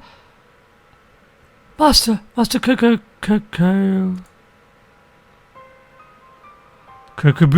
prelate Eorzea, you stand accused of treason. The brass blades have passed certain information to me which suggests that you have been conspiring with Momopo to incite rebellion against the crown. I've been conducting an investigation to establish the veracity of this report. Lilith has been assisting me on my inquiries. Treason! No, I will not. I will admit that I have sought to meet with Master Momopo, but he has yet to agree to speak with me. And what of the manuscripts you took from the guild? Do you claim that you removed them not at your former master's behest, but upon your own initiative? I do, though I know it was wrong. I thought if I could show him some of the texts he used to love so much, it might help to rekindle the passion he once felt for his studies. By the time I realized how low he had sunk through his lust for gold, it was too late. If I'd only paid more attention, if I hadn't been so absorbed in my own studies, I owe it to him to help him in whatever way I can. His weight has been on your heart for a long time. I failed my master in his hour of need, but I've been attempting to make amends for it ever since. I've neglected my own advancement and have devoted myself to investigating what caused Master Momopo to stray from the path of enlightenment. In secret, I began to study the careers of every new initiate, hoping to identify such corruptive factors. In so doing, I feel I've gained an instructive sense of which aspirants will bring honour to our noble art, and which stand at risk of being lost to the void. And so you began to turn away those applicants whom you deemed unsound, hoping to prevent future thaumaturges from following your former master down the path to self-destruction. That was my intent, yes. Yet, search as I might, I've been unable to find any precedent for my supposed predictive instinct in the ancient texts. Mayhap I've been deceiving myself along with everyone else. The texts contain the accumulated knowledge of those who have gone before us. They do not preclude us from adding our own. The map of the void is ever incomplete. It is our duty to delve into its unknown reaches and bring back new insight for the guidance of future generations. The ability to divine a man's nature at a glance would make a valuable addition to a thaumaturge's arsenal. It warrants investigation. Can I rely on you to research this matter further? Should you find evidence to support your claims, I will of course require that you systemize the process. This shall be your atonement, Eorzea, and a fresh opportunity to resume your studies. Though the mistakes of the past cannot be undone, mayhap through this mistake, the future can yet be prevented. Thank you, Master. It could be of any assistance to the guild. I shall devote myself to this research with all my heart.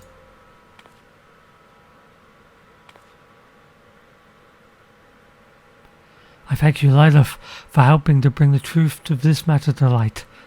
Rest assured that I shall instruct the brass blades to their suspicions regarding Prelate Eorzea are completely unfounded. But for now, let us return to the ossuary.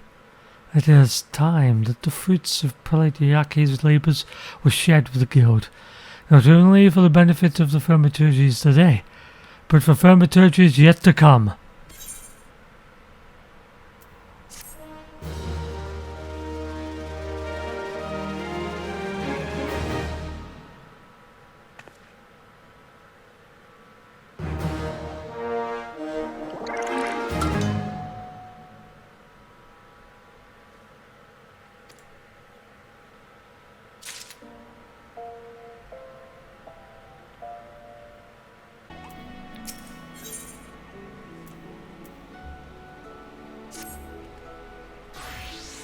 My trusty comrade, I have an interesting delivery for you. A regular missive for an irregular addressee. Travelling merchant, Kubo. This Liza ranges alone through the realm. I used to take the letters to her mother, but I hear she's quite ill again. This time of year, Liza likely plies her trade on Sweet Bloom Tier in the East Shroud. Best check there first, Kupo.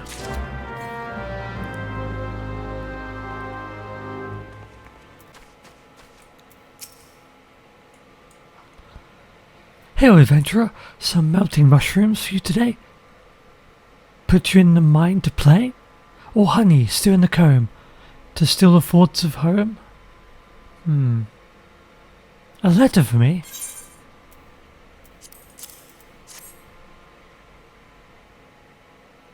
Gil? Nothing but cold Gil. Damn you, Ura. Lest you think me ungrateful, adventurer, keep in mind that this is from my sister. My sister! And she still thinks it meet to send nary a word. Ura ran off after mother's second illness. She was ailing and I was but a child, yet Ura left us to fend for ourselves. Or so I thought then. 2 moons later she began sending Gil. But never a word, not once. Mother ails no more. I was by her side. Ura's Gil bought her tea of Silvervine, and mine a soft, clean bed and a fine troop of mourning women. I am alone now, and grown, no longer a bewildered child that waits in hope. I must find Ura, and I know I cannot ask the Whalers. Menfina has sent you to me. She was last seen in the South Shroud. Go to these spots I've marked on the map. If you find her, give her this letter. Her name is Liza. Or was at any rate. This collar I wear is a match for her own. She still has it, I'm sure. We keepers of the moon are sentimental.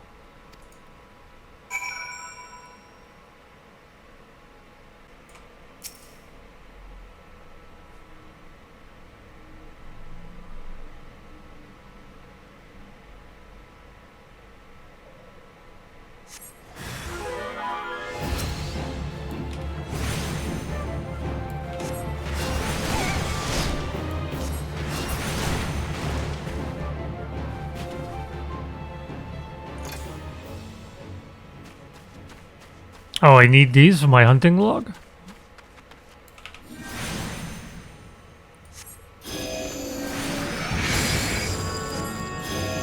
Wait, why is it not... They're protected by the war? Oops, I pressed the wrong one. I always do that.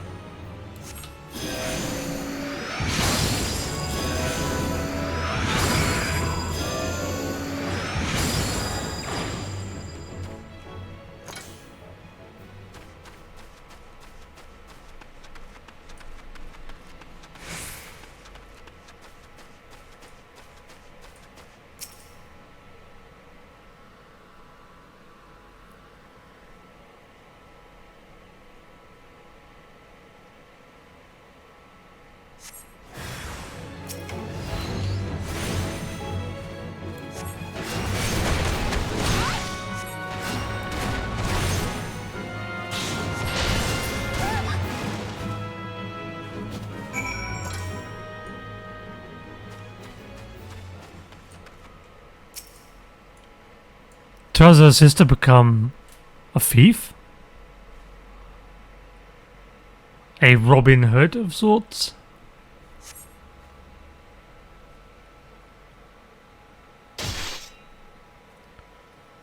Please, I have a fam.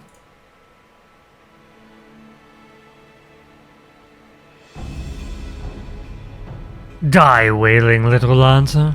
We recognize no laws, neither of men nor of the elementals. What we want, we take. That is freedom. That is our way. Oh, that was her speaking? Oh. Who goes there? Probably another whaler who wants to dance, my lady torch me not. Let her join her friend, the family man.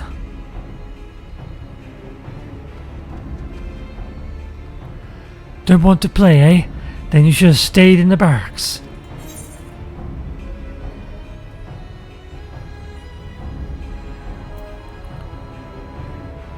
Moore would not want this.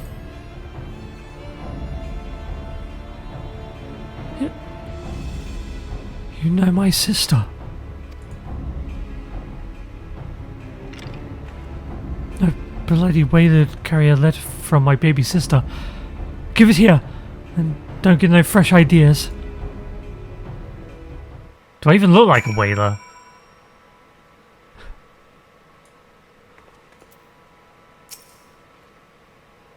Come on, give over the letter from Moore. It's really her. No other soul would know about. But I'll be missed if I stay any longer. Meet me at Earth's Gift. I got things I need to say.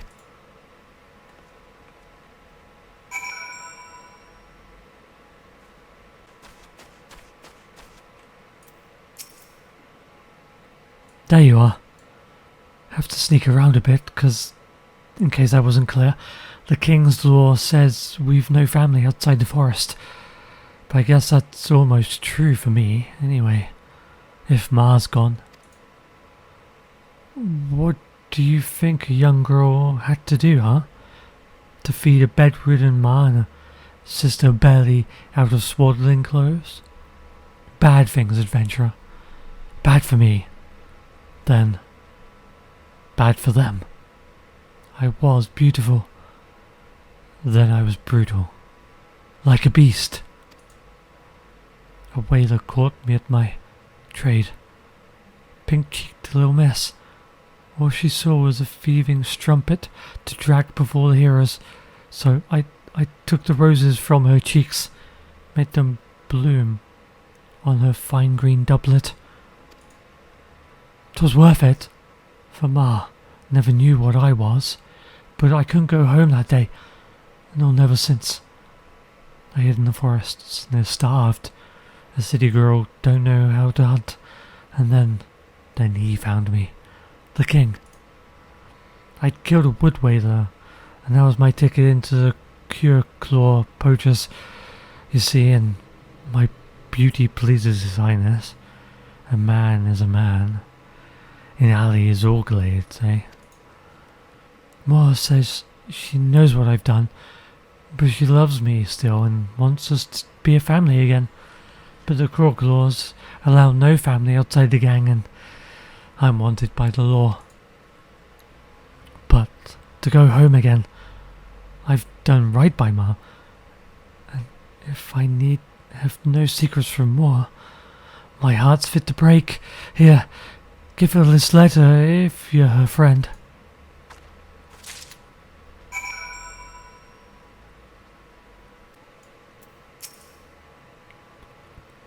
Adventurer, did you find her? A letter? She sent word?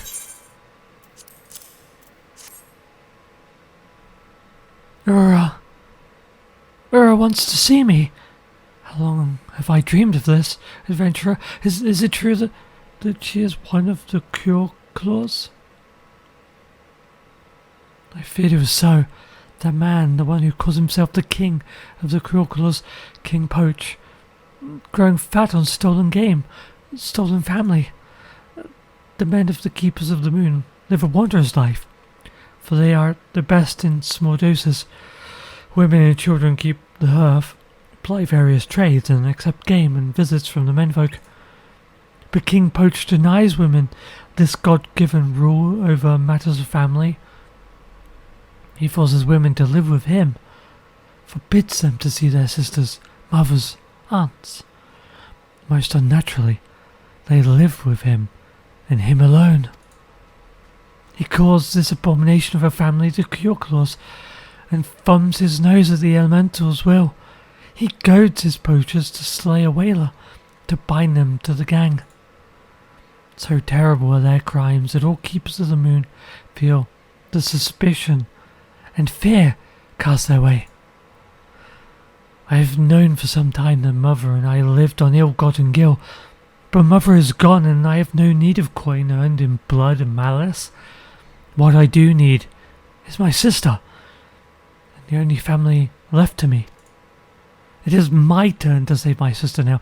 She says she'll meet me on the upper paths. Come with me and help me persuade her to leave the Kyorklaws.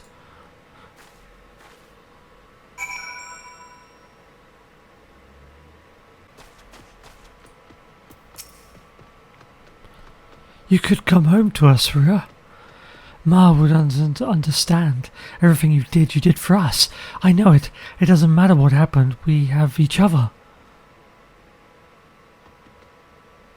I couldn't have Ma, no. I became a thief and a killer, just so I didn't have to be that. What a world, huh? But it's alright now. Yes, it is, Ra. I can take care of you now. I have no debts thanks to you, and even have a little put by. We'll travel together, go where no one knows the past. All you have to do is come with me right now. That's all. Be free of the past and live again. I'll take care of everything else. Hush! Adventurer, we're being watched. Thicken over there. We Kyorklaws don't forgive divided loyalties. More. I've got to get you out of here. Adventurer, they don't leave this clearing, you understand me? We'll make for Eastern Fanaland. Come find us after.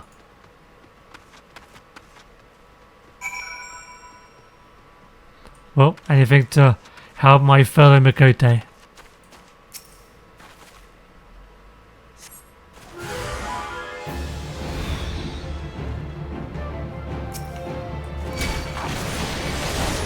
Oh, multiple. Then it's time for Holy.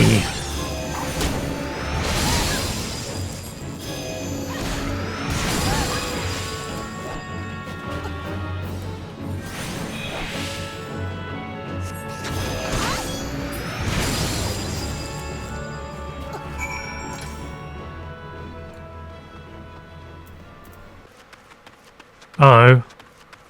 The Wood Whalers? Am I gonna have to stop the Wood Whalers now too?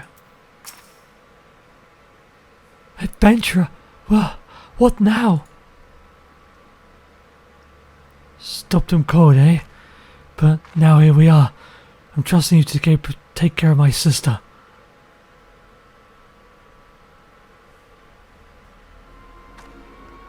You there! I name you as one of the Kyorklaws. Balsam Rose, also known as Blood Rose, also known as the Thornless, also known as Lady Touch Me Not. No, I'm not those things, I swear it. I just wanted to see my sister. I just need to go home. Just like a keeper. Come, quietly, or this will go worse for you. We're gentlemen here, compared to some of the lads you could have met. A pretty thing like you, I could... Oh, you are the King's Claws, alright? What's the matter, better hang than...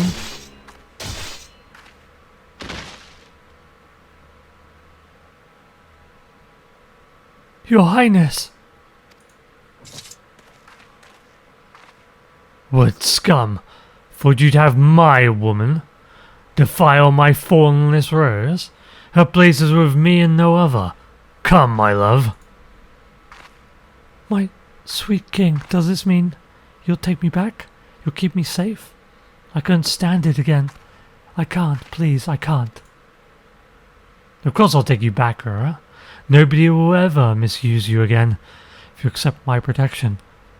You are a flower, and flowers must be rooted in one place. Come. No, Ra! Look what he's taken! You don't even have a name anymore. Not your own, and not the one Ma gave us. Come home, Ura Liza. Come home to me. Careful, adventurer. Little sister there has a pert face. I could cut it off before you say gods have mercy. Baby sister, you see how it is. If I went with you, I'd blight your life, sure as 7 hells. I've done bad things for so long. I've got nothing good to give. You are good, Ra, loving and brave, to keep sneaking us the money when I didn't know you had more than whalers to fear. Please, there must be a way.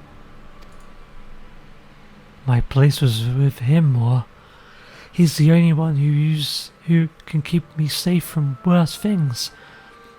Go home. It was just a dream. As long as I'm with the king, nobody will touch me again. See? She has the right of it, young one. You're free spirits here. Not that either of you'd understand. Go back to your ledgers and duties. You have my leave. Adventurer, you'll guide her out of these parts. Mura, you're the only good thing I ever had a hand in. Just remember that. Goodbye, baby sister.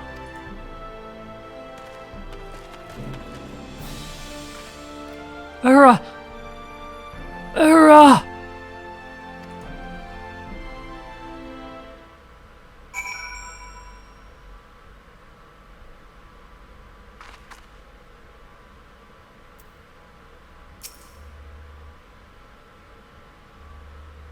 And Fina be good. Does she think he loves her? How could she? No, I cannot judge her. That look in her eyes when the whaler mocked her. All those women in the Claw gang, the king's harem, do they all seek shelter from worse things? A river of bones? Wars of blood? Ma used to say, we can't see the moon while the sun is in the sky, so it might be with the king poach, I think. If he were taken, Ura will see that there are other lives, better loves. I must believe that, if I'm to save my sister, and I need skill in arms, whaler or poacher. I'll not stand helpless again while a man talks of how I shall suffer for his pleasure.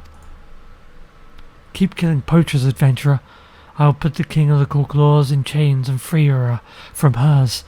I swear it on my mother's grave and on my sister's broken heart, and ask the elementals to bless this pledge.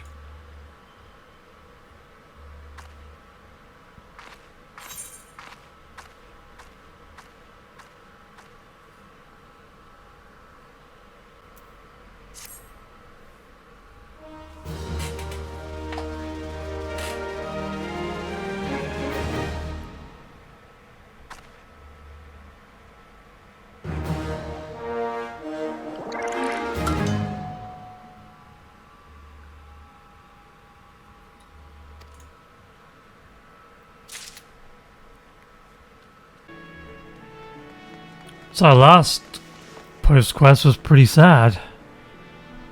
Hopefully we'll get more... Hopefully we'll get a happier story in our next one.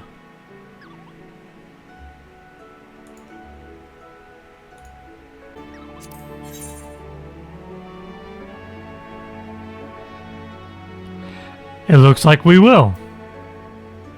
I can't imagine this would be sad. Well met once again, Lilith. Since you've been such an obedient assistant, I've got a reward for you, Kupo. No drunkards and ruffians to contend with this time. Just rest and relaxation. Tell me, Lilith, what comes to mind when you think of limbs of the Minza? After pirates, wharf rats and watered down grog, that is. Fish, Kupo. And there's nobody fishier, and I mean that in the nicest sense of the word, than Waralago, the master of the Fisherman's Guild. I love Waralago, yes. Waralago's been pitting his wits against the slipperiest fish in the 5 seas for longer than anyone can remember. Why, he's not unlike a fish himself, drifting along in the stream of life without a care in the world.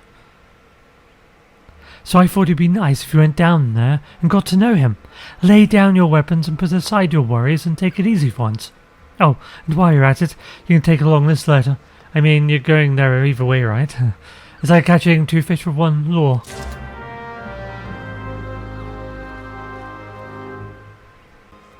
Ah, the great Waralago.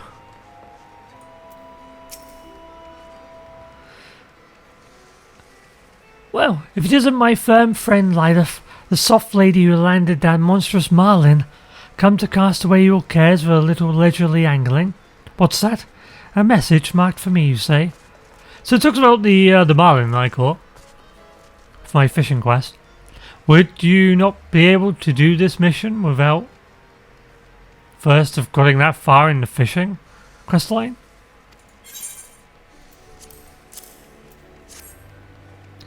A missive from my old mate Rojuro. He's a trinket trader from Orda, who supplies a certain something that supports and strengthens seafood stocks.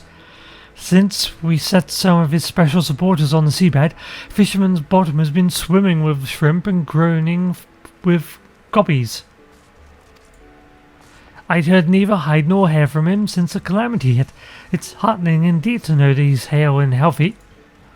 And it seems the old dog's still desperate to do deals. Says he wants to trade some of his treasures for an infrequently found fish. Business must be bad if he's bartering his best brass for a bass. Anyway, perhaps you could do me a favour while I ready my rod. Rorojuro's boat should be berthed down by the docks. Could you head over and hand him this note? I've marked out a map of where his fish he fancies can be found. Tell him to meet me there, and we'll do the deal.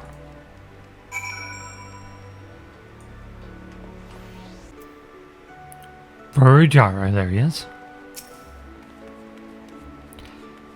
Good gods! Must the sea be so damned wavy? My stomach's churning. My legs are like jelly, and get me started on my poor old back. The foul knows how I'm going to haul the blasted crate all the way to Fisherman's Guild. Oh, you've got a letter for me? Well, I'll be. Waralago's agreed to my offer. I knew he wouldn't let me down. I could feel it in my bones. Looks like my luck's finally turned. By this time next year, I'll be a gillionaire. Oh, but look at me getting all carried away. I haven't even introduced myself. Rorojaro, purveyor of the finest silks and the most exotic perfumes and the rarest curiosities in all of Orda. At least, I was. Till the calamity took all that away from me. My whole warehouse went up in smoke, and my fortune with it. I tried everything to get my foot back on the ladder, but I was cheated at every turn, lumbered with dodgy gear and ended up getting deeper and deeper into debt. Now all I have got left are the clothes on my aching back and this rotten pox. I was just about to declare myself bankrupt, but then I got wind of a tasty tidbit of gossip that set my business brain in motion. There's this fellow in Orda, you see, a real grandee. I knew him back when, and I was someone who knew people. Turns out he's got a thing for exotic fish, and he'll pay through the snout for anything suitably rare. That's when I thought of Waralago. He's the greatest fisherman in limbs of the Minza and an old friend to boot. Plus, he's the only one who appreciates the true value of the thing I've got in my box. Having the gear or the skill to bag the kind of fish I need without him. Nor do I have the legs or the back to lug this chest all the way to Candlekeep Key. But say, you're some sort of delivery woman, right? Could you help a fella out? And I can't pay you anything now, but I'll remember you when I'm rolling in it. Huh. Fair enough. How can I refuse a desperate person like that?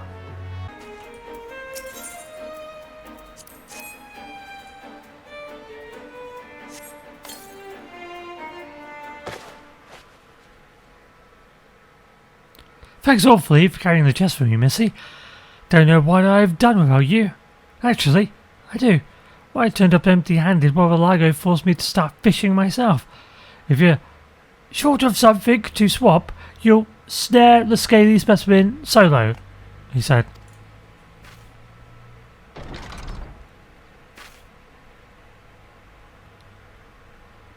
Let's have a look at this gift you've got me. Blinking barnacles is beautiful. You see it shine and shimmer like the silvery scales of a sea serpent. The fish will flock to bask in the brilliance of a natty knick-knack like this. I knew it. The pawnbrokers wouldn't trade it for toffee, but to the master fisherman, my supporters worth more than money can buy. So, do we have a deal? Can I put down the rod now?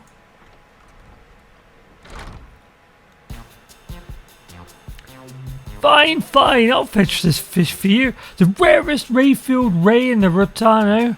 Subject to you shoring up the shortfall in the settlement with a little light labour like this. Catch me a carp or a coley or any form of fish you can find and I'll honour your order. The shortfall? You mean the supporter's not enough? Then I'm ruined. I was sitting here for ages and didn't even get a nibble. There's no fish to be found in this accursed ocean. I dared to differ, my friend. There's shoals and shoals of scaly swimmers in the sea around you. Your foray into fishing floundered because there's nothing but numbers in that noggin of yours. Clear your conscience of all the money-making machinations and mellow your mind. Then the bugs will bite. But we can't dally here all day. There's duties need doing down at the guild, so I'll lay down a little imitation. Our dear delivery woman here will catch me a catch of her very own. If you've not netted a solitary specimen by the time she's tackled this task, the deal's as dead as a devil dodo. So if I don't catch a fish before she does, I'll go home with nothing. Then it's all over. Good gods, I'll be beggared. The banks won't touch me with a barge pole. Well, there you go, worrying over wealth again. If you're duly determined to procure this prize perch of yours, then ready your rod, banish that brooding from your brain and focus only on the fun of fishing. Lilith, if you do so obliging, I'd like you to acquire me an anchovy. A local lemons and one will fill the bill. They're coming on the coast, so it shouldn't be a struggle to secure. Snatch one straight from the sea or procure it from a purveyor, it's up to you. Wait, I just go buy it? That seems a little harsh. Also harsh, he's been training me to fish.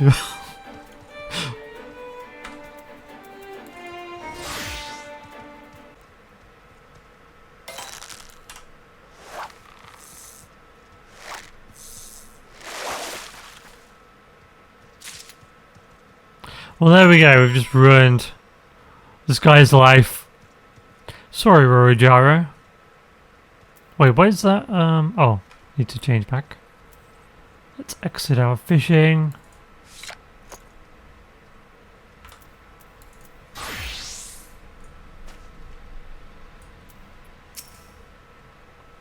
I apologize.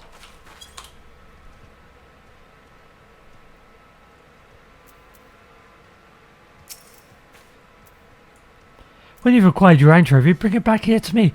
It's up to you how to harvest it. Whisk it from the waves with your willowy wand, or meet with a monger and pick one up for peanuts. Whatever, boys your boat.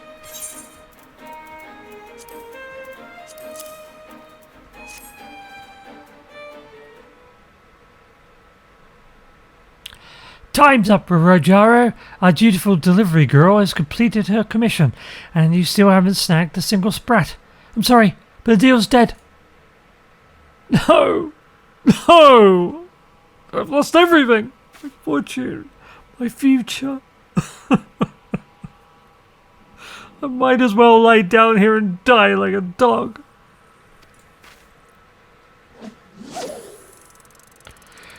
Really, Rojaro? What have you actually lost? Dwell not on money and misery, but rather widen your eyes to the wonders of the world. Like just now, when you were focused on nothing but the fish. How did it feel? It was wonderful. For a minute there, I really felt like I was one with the ocean. All my material worries just washed away. But the fat lot of good it did me. I didn't catch a bleeding thing. Your financial frettings might be mildly misplaced, but you've been a trader too long to fully free your feelings from the constant contemplation of coin. That's why the fish don't bite. But still, if you drew some sense of satisfaction from it, I suppose that's a start. And this will be the fish he was after. He tried to teach him a lesson. He wasn't being cruel at all. Good old Bobalago. Holy mackerels! Holy fish! If that isn't a saltwater catfish, is it? I thought they were extinct. Oh, if only my client can see this, I'd get a sultan's ransom for it. Aye, sure as the sun. That's a saltwater for catfish. There's some as say the species snuffed it in the calamity, but I'd heard word they were hiding here in the Candlekeep Key. Seems the rumors were right. Take it, Rojaro. Consider it a prize for your persistence. Do with it as you will. Wait! Lago, what about your payment? Aren't you going to take my supporter? The shiny shorts the fish will go crazy for? The star-spangled subligar? Oh, those? I've got hundreds of them at home. Just remember, Rojaro, don't drag yourself down, brooding over business. Free your mind from fretting over your fortune and your future, and try to think like a fish.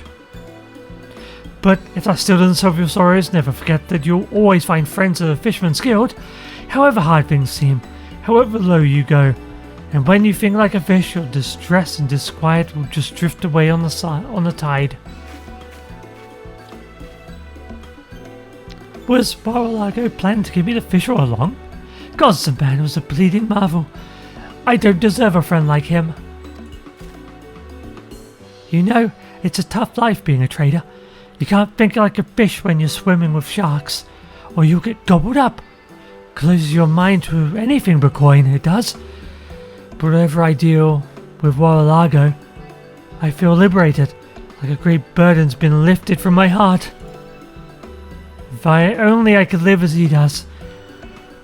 I've had my fill of dealing with crooks and swindlers, spending every waking moment obsessing over bank balance and agonizing over who's going to steal it from me. It's time I made a change.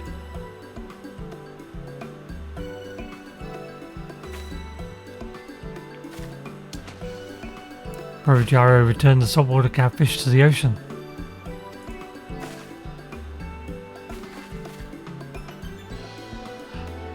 I'll throw it all away and start again from scratch at the Fisherman's Guild. Here, Lilith, I hereby entrust it to you, the entirety of the great Rojaro's estate. The brilliant briefs, no fish can resist. Bobalago says that the fish take energy from his shining scales and copy after them. Helps them grow big and strong and happy. I never knew it before, but it's the same with people. If I'm to learn to live like a fish and set myself free, I need no supporter but Bobalago.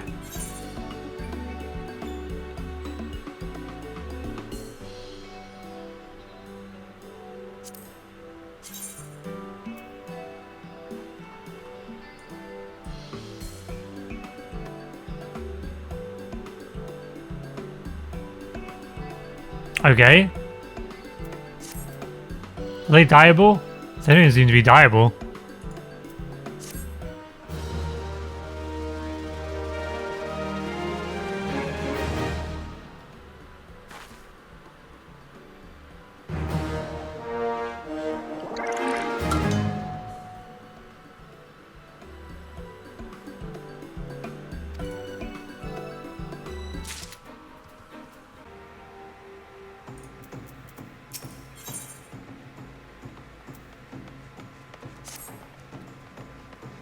Lilith, The very vessel I was looking for.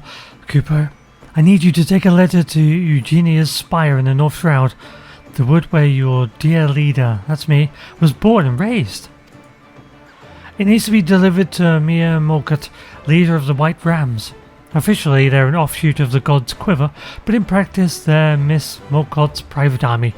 The Ixal call her the Black Cat. Whenever she crosses their path, they're sure to meet with an unfortunate end. Cooper. Truth be told, this isn't the first time we've tried to deliver this letter. I entrusted it to another subordinate of mine, a delivery Moogle on his very first mission. But he got chased away by the birdman and fluttered back hiding his face under his pom-pom. He simply wasn't cut out for such a trying task. But who is, I thought? Who best to dispatch into Ixal-infested forest and explain the letter's lateness to the fiery-tempered Miss Molkut? Guess whose name sprung to mind? Here's the letter, Lilith. Off you pop, Kupo.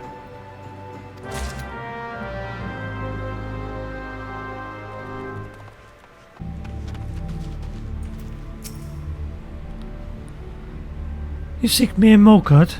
I am she, instructor of the God's Quiver, commander of the White Rams, and bane of any feathered fiend who dares poke his beak into Heavensward. Lilith, is it? What business do you have with me, Meow? Oh, with Meow?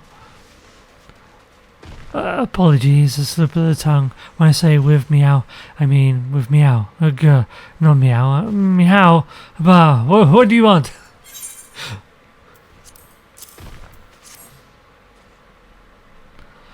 Let me see that. Oh, how wonderful. It's a letter from Lady Philita. The woman is like a mother to me, you see. I lost my parents when I was young, and it was she who raised me from a new mewling babe. Her son was a great hero, a leader of the White Rams before me, but he too was lost in the line of duty. But let me see what news she has.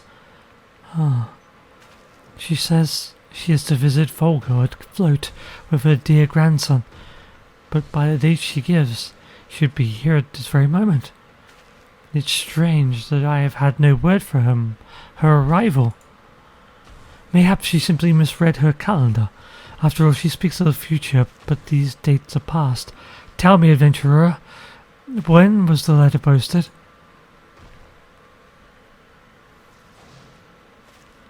Gah, damn those incompetent Moogles. Never trust anything with wings, I say. Then these dates must be true. They should be here already. I smell the filthy hands of those blasted birdies in this. We must send out a search party. If they come via Gridania, might they have been ambushed at Treespeak? A band of Vix will raid the area, but they're usually too chicken-hearted to approach the paths.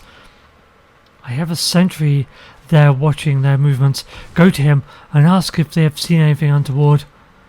Oh, and if you should happen to meet with any wee birdies, none shall weep if you snap their scrawny necks.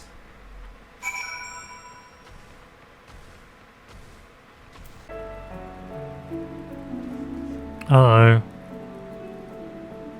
Oh no.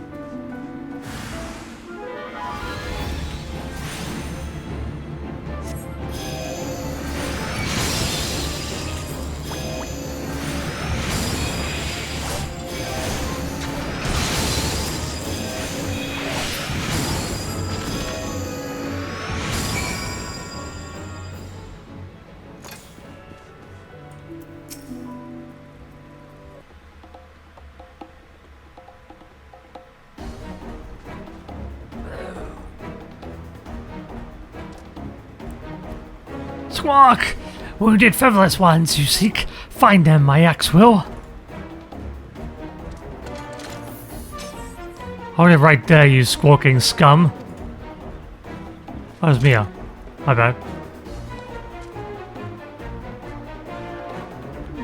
Good Garuda, Mia Molkut, you are Black Cat of the White Rams. My life you will spare, yes? Squawk! You have no mercy from me. I'll rip your beak and wear it as a hat. Remember our motto, soldiers? Or Ixal must die. Hold on a moment, ma'am. Before I was set upon, I was watching this group of Ixal for some time. They seem to be patrolling this area. Perhaps he knows something of what befell Lady Philita and her grandson. Alright, I'll bite. Listen up, you beaky bastard. Answer me truly, and I'll grant you a painless death. Have you seen a lady with a young boy pass through this area?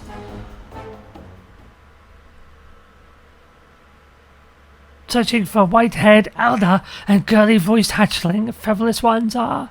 Seen them I have, attacked by nasty birdie, their caravan was. Ran from the beastie they did, all frighty and shaky. Ah, you lie. You only beasties around here that would think of raiding a caravan are you and your craven kind. Caw, no, Black Cat, only the truth I'm telling. Worth more than mine, these featherless ones' lives are. Then maybe a deal we are making. My life you spare, your featherless friends I catch, release them to you.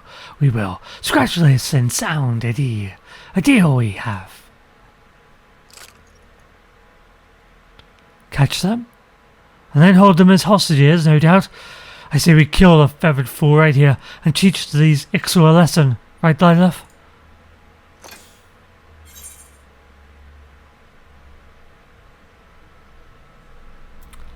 That's a great. I mean, what's the worst that can happen? We can just kill him later.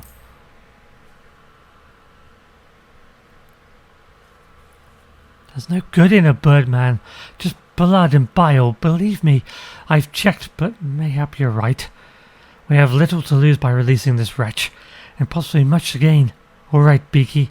If you truly swear that you will return our friends to us unharmed, we agree to your deal.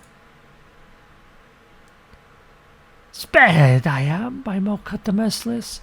Believe it I cannot. Well known to our kind your cruelty is, and yet walk free I do. Then I honour my word you have. With my head wing I shall speak.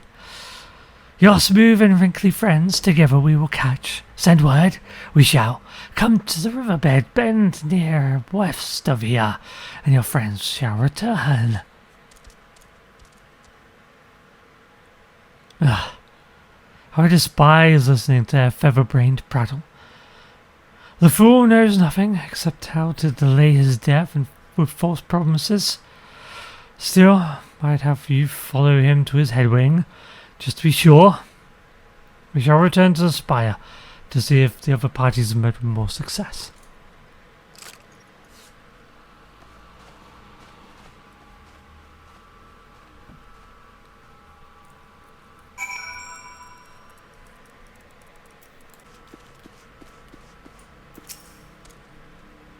Squad, come to play, the Black Cat's dog ass.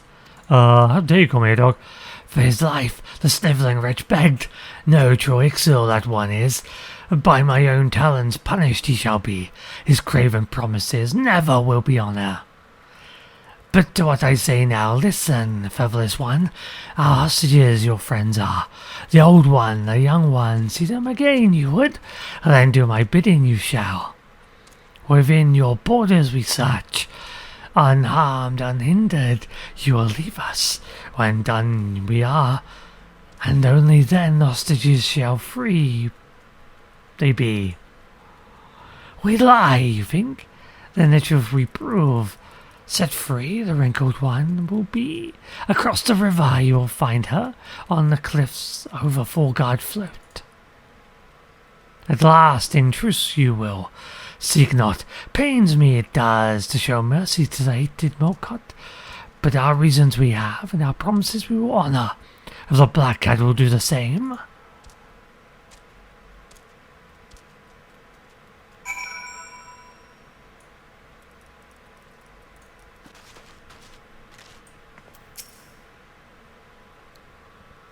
Good evening to you, adventurer. My name is Philita. Would you happen to be the young lady sent by me and Molcut? Then I thank you. From the bottom of my heart, I was travelling with my young grandson from Gridania, but as we made our way through Treespeak, we were set upon by an angered treant, and our carriage was overturned. My grandson and I managed to escape, but we were separated from our guard. We fled into the forest seeking shelter, but only found a nest of Ixal. They captured us and bound our hands with rough twine. I feared we would be off to their god. Imagine my relief when I overheard them speaking of us not as sacrifices, but hostages. And then, without a word of warning, I was released. They marched me here, removed my blindfold, and bade me wait for Mia's envoy to collect me. I thank you, adventurer. My grandson, he is still in the birdsman clutches. We must send word to Mia right away. I pray you, adventurer, return to Mia and relate to her all that I have told you. If anyone can save my grandson, it is she. Please, do not worry about me. I can make my own way to Fulgard Float from here. The guards there will protect me.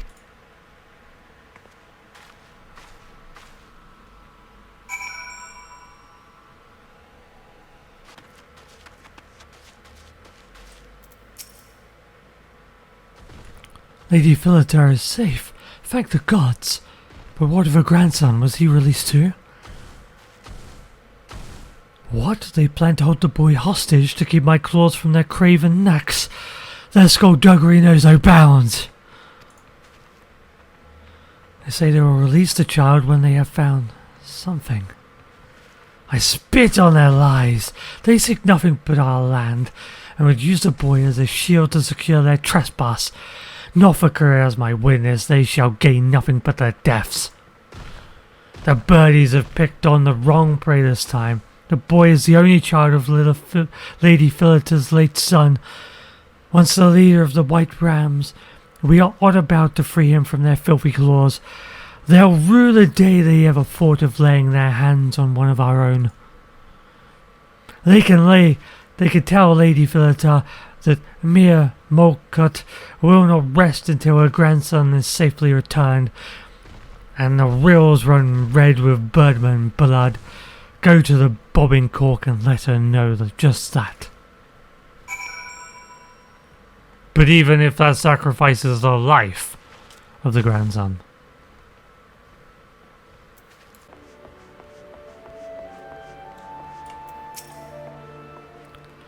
Mia plans to rescue my grandson herself.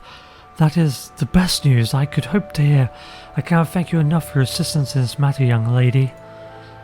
I have known Mia since she was but a mewling babe, and believe me when I say that I have full confidence she shall devote every energy to rescuing my grandson. If anyone can rescue him from those brutes, Maya can. Nearly 20 years have passed since the day we first met, back when my son was still the leader of the White Rams, before he was taken from us. A report came that a settlement was under Ascian attack, and he raced to its defense. By the time his men arrived, the Ixal had already captured the village. My son refused to abandon it to their clutches, and led a daring attempt to rescue the villagers. He finally succeeded in expelling the invaders, but their deadly work was done. Only one child emerged alive from the ruins. Mia. My son took the orphan girl under his wing and taught her bowmanship. She came to idolize him as a master, and perhaps as a father. But now she is twice orphaned, and the Ixal hold her master's only son as hostage. I can well understand her fury. But this anger of hers, I fear it may cloud her judgment in this case, and drive her to recklessness. I pray you, young lady, return to her and urge her not to be too rash in her plans. I cannot live with myself were my grandson's safety to be brought with friendly blood.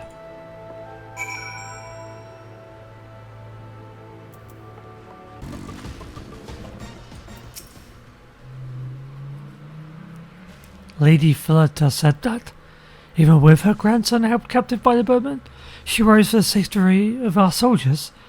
Truly, the lady's consideration knows no bounds. I fear the time for restraint has passed. It sickens me to sit by while the birdmen prowl our forests, using one of our own as a shield.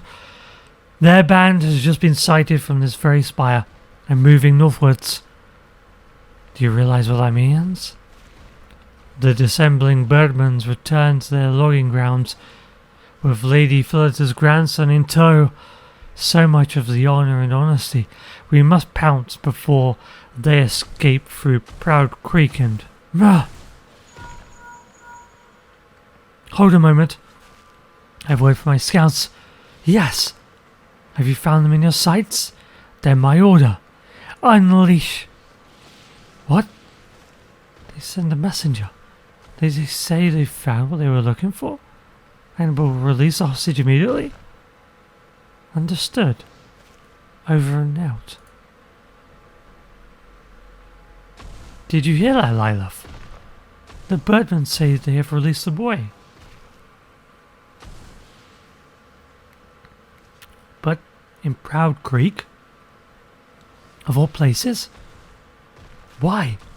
He would almost be safer in the evil clutches. We must go there straight away and find the child before something wicked does.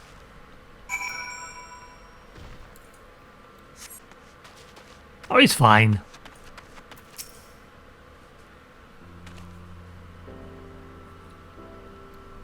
Are you a friend of Miss Mulcut's? Thank you so much for coming to rescue me. Oh yes, I'm quite alright. They didn't hurt me. Only my pride. I was such a fool, stumbling straight into the Ixal camp. I'm sorry for causing everyone to go to such trouble to rescue me. Mia wouldn't have let herself get caught so easily, nor would my father. I'm just thankful the Ixal were true to their word. I overheard some of what they were discussing. It seemed they were searching for a hatchling of theirs, the young of a chieftain who had disappeared from his nest. They had followed his trail to Treespeak. They were readying forces to launch an invasion to recover the child, knowing it would lead to a war with Gridania. But then they somehow learned of mine and Grandmama's rival, and resolved to kidnap us instead, to secure the truce that would allow a rescue party to search unhindered. But there is something I don't understand. When the leader of the Ixal cut my bonds, he whispered something strange to me. His promise, your father kept. And so the same I shall do. And then they were gone. Young master, how good it is to find you safe.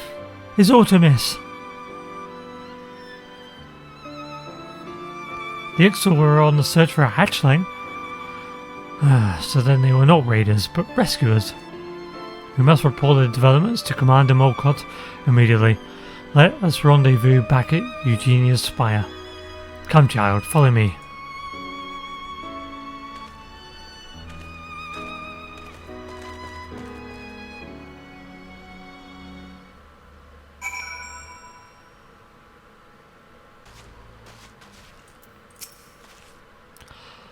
Please, miss, you have to stop her. The commander means to harry the Aoxi retreat and strike them all down. You would stop me? Have you forgotten our motto? Or Ixal must die. I know, but please, ma'am, I beg you to reconsider. This was not an invasion. It was a rescue mission. They were searching for a lost hatchling. And after all, they did keep their promise. They released the boy. Surely it is only right that we should honour our side of the agreement and allow them to leave. What agreement? Those were their conditions. And they only had the nerve to give them because they were holding the poor boy hostage. They invade our land, steal our children, and you would show them mercy? The only peace they'll get from me is in the grave. Miss, you must help me. Go to the bobbing cork and bring back Lady Phillida. She is the only one Commander Molcott will listen to. There's something that bothers me about all this. It's what the Ixal chieftain said, something about something of promises kept in years long past. If anything knows what is meant by that, Lady Philotel will.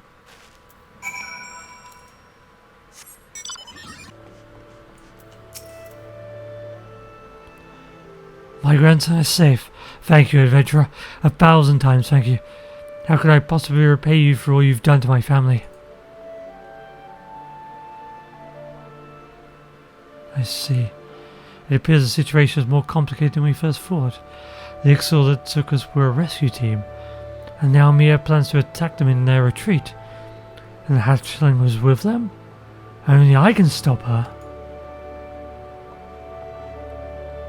Perhaps I can, for I indeed have some knowledge of this promise. The Ixal spoke of. How strange that their fates should be brought together again like this. The elementals work in mysterious ways. Very well, I'll talk with Mia. Would it be too much for you to do me a further kindness? Run ahead to Eugenia's spy and delay her from taking any drastic action? I will join you as soon as I can. And the path is steep, and I am afraid I am not as young as I once was.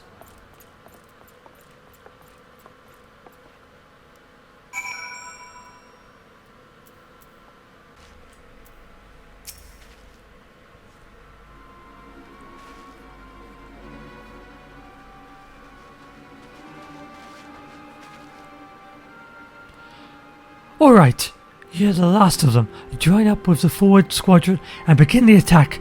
The poor wee birdies won't know what hit them.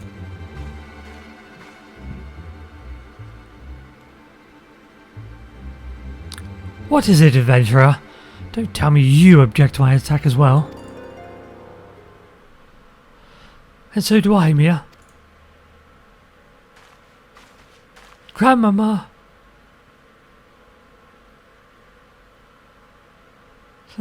Lady Philita, what are you doing here? You have been through so much at the claws of the birdman. You need to rest. As to you, Mia, there is a story you must hear. A story begun long ago, but not yet concluded. A story? What story? A tale from long ago, when my son led the white rams as you do now. A time when we found ourselves caught in the same snare as the Ixal did this day, as if reflected in glass. There was a young girl, trapped behind the Ixal lines. The White Rams put together a rescue team to save her, and prepared to strike at the heart of the enemy. The Ixal was surrounded, but their defences were strong. All hope seemed lost. Until quite by chance, a separate raid team led to the capture of several Eorzea hatchlings abandoned in their nests. So both sides came to hold the younglings as hostages. Threat was answered with counter-threat, and both sides prepared for a bloody resolution. Until my son reached out to the Ixal.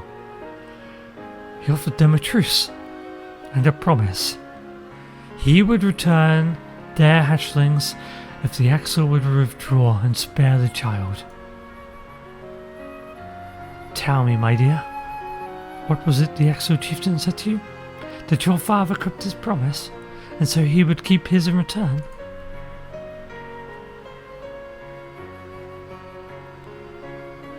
It can only be the will of the elementals that brought such a fate to pass. There could be no doubt the chieftain was one of the Ixal hatchlings my son released that day.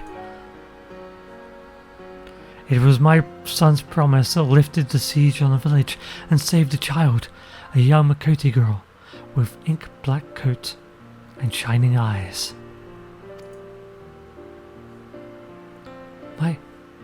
My master bought my life with his. After 20 long years, the threads of destiny entwined on that fateful day that have brought you together once more. Whether you sever those ties now or tie them stronger, only your heart can decide. To be bound to an Ixal or to cut myself free. All right, soldiers.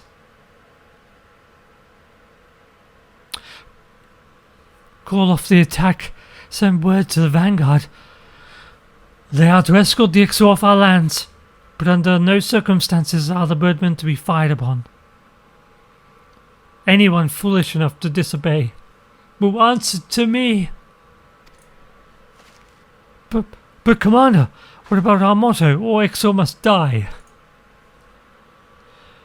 Oh, they'll die all right. The minute they step their filthy feet back into Trollswood, I'll snap their twiggy ween necks and lap up their blood. Every clucking last one of them. Ma'am, yes ma'am.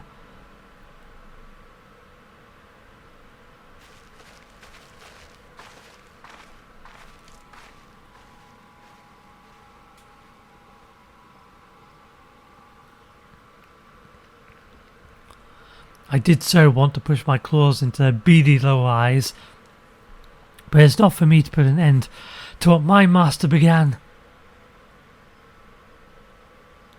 Lilith, you came to me with a letter, but in the end you brought me something far more important. True compassion. The legacy of my master that I was far too quick to forget. There's only one thing I can say. Thank you. Thank me, Al, even.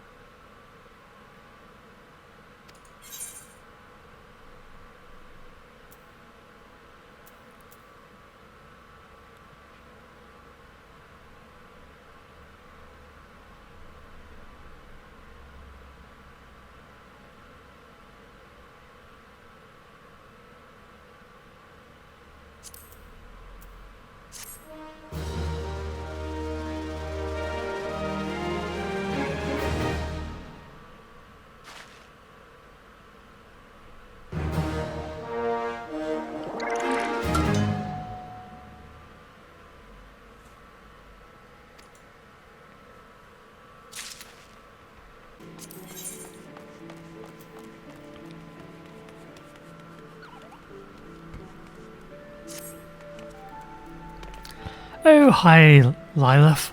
Dear Lilith, my unfortunate assistant. I'm afraid that something rather awkward has come up, and I'm going to have to drop it right in your lap, Kupo. It's an urgent epistle from Bango Zango, Vice Chair of the Brugier Consortium. And to Bango Zango must it be returned. It was to be delivered to Chicharoon, a Quigan who runs a trading post on the shores of Bronze Lake. But when I got there, the slippery devil was nowhere to be found. To make matters worse, he neglected to leave a forwarding address, Kupo. I was going to break the news to Master Zango myself, but who am I to deny an up-and-coming delivery Mikote such valuable experience? It's not often our service fails in its duties. So you'll have to be at your sycophantic best if he's to accept your apology. You'll find Mr. Zango, just around the corner, in the Octant. Good luck, Lilith. The reputation of the Moogle delivery service rests on your shoulders, Kupo.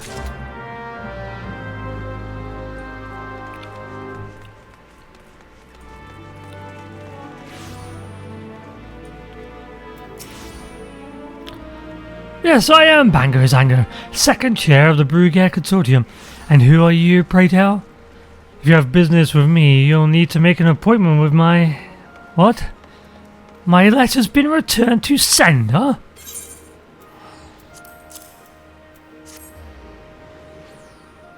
Not known at this address. Gods damn it. I never should have trusted that double-dealing Quigan. The minute I threaten to call in his debts, the blasted rat does a moonlight flit. Forgive my outburst, it's Chicharoon I'm angry with, not you. He borrowed a sizable sum from the consortium, but he's fallen behind on his repayments. This letter was to be our final demand. Sad to say, it seems the wretch has taken the money and ran. It's a sorry state for a once shrewd trader to find himself in. He was the first to set up a trading post in Upper Eorzea after the calamity, straddling the fence between everyone from the kobolds to the maelstrom, and raking in a pretty packet from all sides. He ran it with his brother, Memoroon, but they had a falling out years back. A disagreement about the direction of the business, or so they say. Whatever the reason, it led to Memoroon striking out on his own and setting up his own little trading post in Oakwood. They've been rivals ever since. Perhaps that's when the rot set in. Memoroon's fortunes have gone from strength to strength. But Jitteroon, well, the only thing he's gained in the past few years is an ever-increasing mountain of debt. I had every confidence he would turn it around, but it seems my faith was misplaced. And what faith it was. Were he to default on his loan, it would have been serious implications for the consortium's finances. I need you to do me a favour, adventurer. Return to Upper Eorzea and collar this rat for me. Mayhap his brother has some idea where he has scurried off to.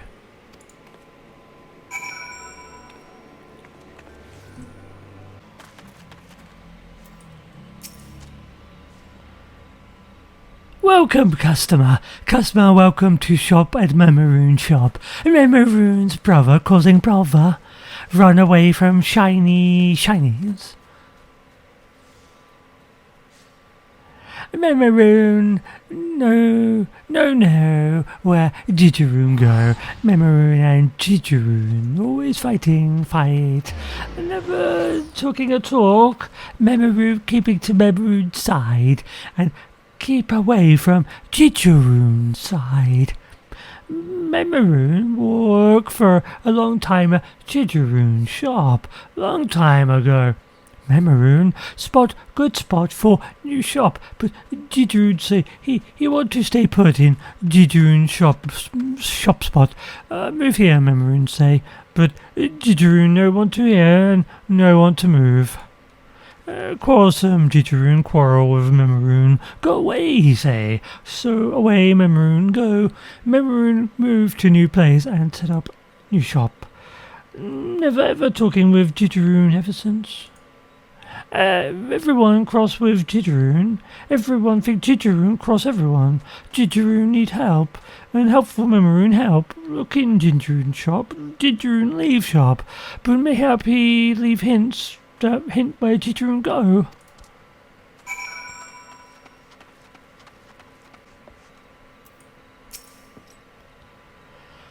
What's your business here, darling? Bango Zango saying you're looking for a missing trader? Same here. Seems the consortium ain't taking no chances when it comes to tracking down this Jitteroon character. What say we work together then, lass? I put the shakers on the shopkeeper over yonder already. Don't got a glimmer where the old boy's got to. Says this pile over here is Jitteroon's stash, but it ain't nothing but chocobo feed. Hardly worth filching when it comes down to it. Thought he might have taken the loot with him, but the only thing missing, what was in his chest, according to yon shopkeep, it weren't not but a pile of Mammal jar coinage, and that ain't worth its weight in shite to anyone this side of the deep. Except in the Mammal jar, that is. No Eorzean merchant touched our stuff with a 40-yarn barge pole, but chances still some value to the beasts. Yeah, you don't reckon the rat bastard's gone off to hire himself a lizardman army, do you? There's a band of scaly buggers angling around the northwards, but a quick one's one thing and a mammal jar's another. I ain't getting paid enough to go poking minnows in the lizard business. I'll head back to Limsa and report to Zango. Don't you be getting yourself in any trouble now, lass.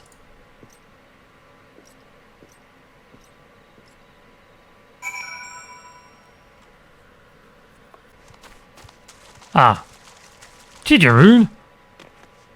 You're just right here? You are trying to hire them. Look, debt collector comes to collect Jitteroon's debts. Jitteroon give Mamu job back the shiny shinies, then good Mamuja protect Chicharun from bad collector, yes? Very well, Chicharun. You have a deal. Mamuja protect you from smooth-skinned soldiers. Come over, retreat. Seems to be our fate. Chicharun.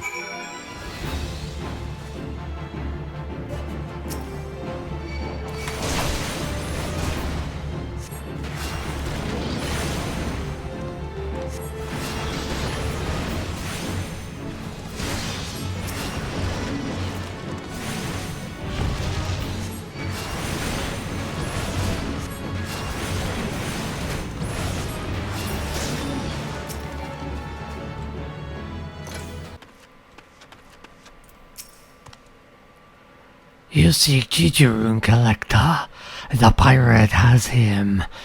Mamuja make deal to protect Chicharun from you, and you alone. He say nothing about the pirate. You are not collector? Then Mamuja work is done. Chicharun make another bad deal. No wonder collectors are after him. Mamuja make good deal with Chicharun, buy many items, and pay fair price. But when we pay, Chicharun say our money no good, and ask for kill. If Chicharun want kill, he need to say so at start. Mamuja proud warriors. No mind readers. You want to find Chicharun? Speak with Rat Brother. Maybe he knows where the pirate take him.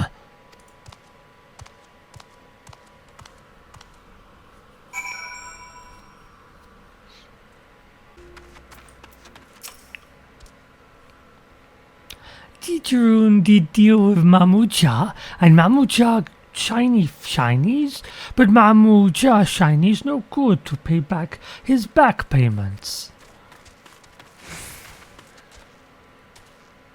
Oh no, Chicharun collector by collector. That collector pirate collector, and pirate collector's debtors by barreling them in barrels and jettisoning them from jetties. Got to stop Chicharun getting launched in lake. Go to Chicharun's shop. Stop freebooter booting Chicharun into wet water. Memoroon got arrangements to arrange, but see you there soon.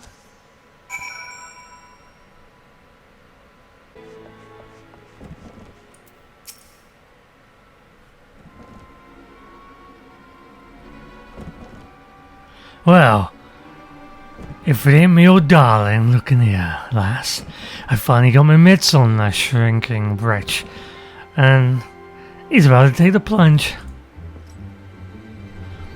Seems you're making merry with a Mamuja, but he's never counted on them trying to lumber with their own dodgy lucre. You can't pay your debts with lizard coin, can you, Chicharun? Poor old bugger, ain't a bad sort, really. Should have just been a bit more careful drawing up his deals with the beastman. But good intentions don't count for shite in this business.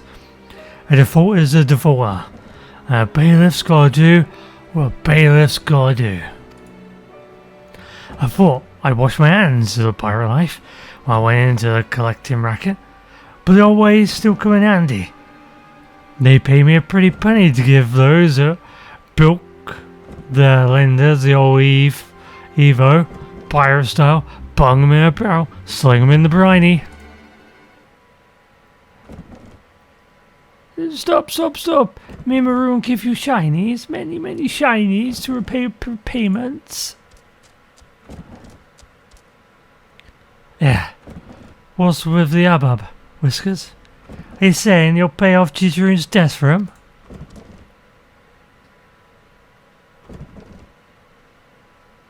Wow, blow me down.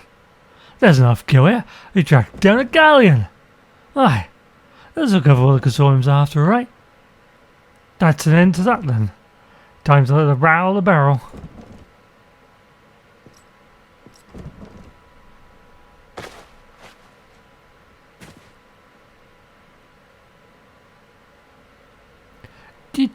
no speak to Mimiroon for long time, but Mimiroon pay Chicharoon payment.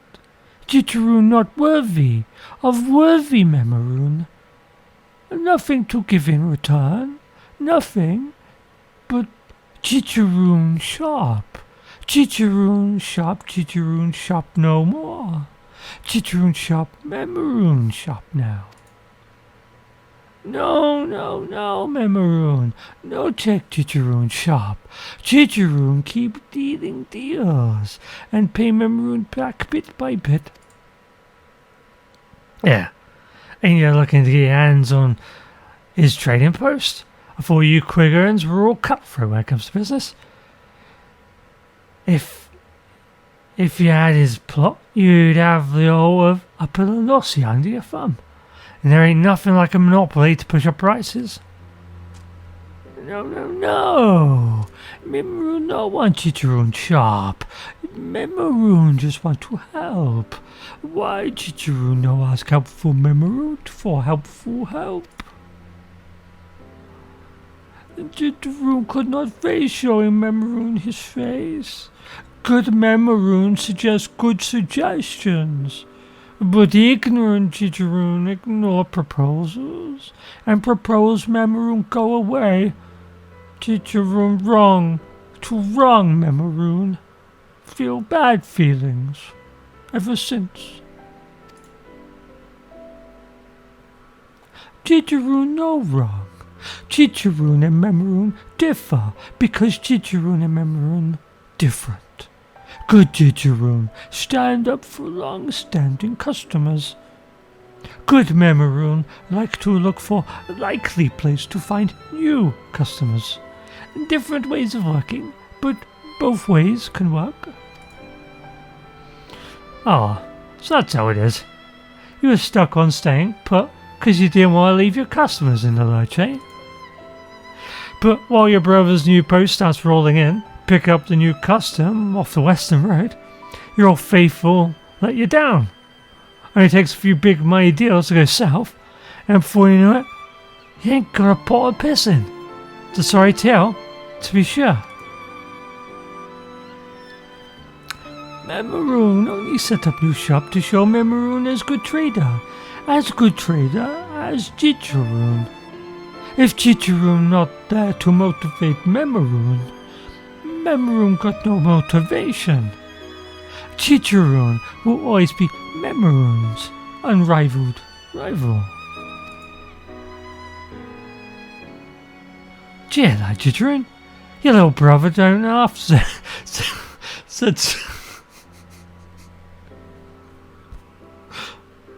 Gee, like Chicharoon, your little brother don't half storing ya. No better way is there to thank him for saving you hide than bringing your business back to its feet. Just remember to get him to paying in gil next time.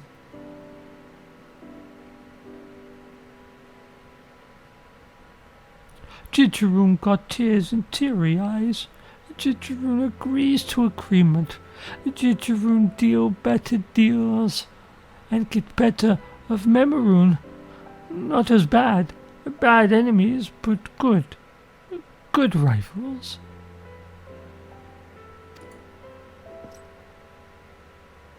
That's why I call a deal. And with both you backing up the other, I reckon there's no way this will fall through. Go on then, lads. Get back to your posts. Drop your plans and show the Eorzea what you've got.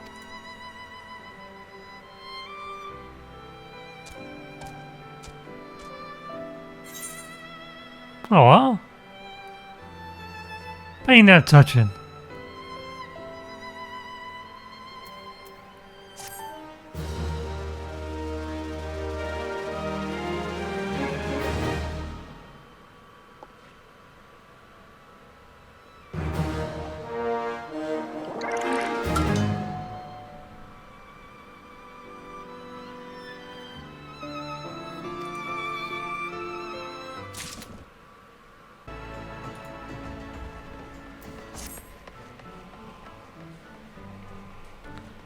Knowledge, my dear assistant, is the gift that keeps on giving. I got letters today for a fellow who embodies that notion. Professor Lambertent, Cooper. He's an authority on Aether, known for his passion and absent-mindedness. I'm sure you've heard of him. Lately everyone is talking about his theories. Now, such a renowned scholar has many students, and those letters come from his best and brightest. So your task, my friend, is to deliver the mail to Lambertent in Camp Drybone. Make sure to get it there promptly, as a good postwoman should, Cooper.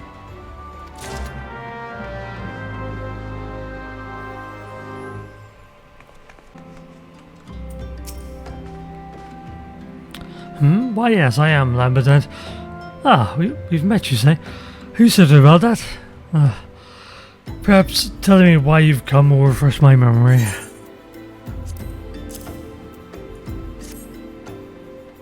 I've been expecting these. I still can't quite remember you, but you have my thanks all the same. So all three will attend the symposium. Excellent. I expected to reply sooner, but better late than never. Pray excuse me, I've gotten ahead of myself. The symposium I speak of is a biannual event that I organise for my students. We gather under one roof to share our research and critique others. Constructively, of course. Perchance you are familiar with the aspect conversion? 'Tis a theory, but recently published with the aid of an adventurer much like you. Come to think of it. Anyway, the focus of this symposium shall be post-aspect conversion. Speaking of which, the hour is nearly upon us, though it seems my pupils have yet to arrive. Oh well, there are papers I can attend to while I wait. Since you have proven yourself an able courier, would you mind taking these flowers to the tavern for me?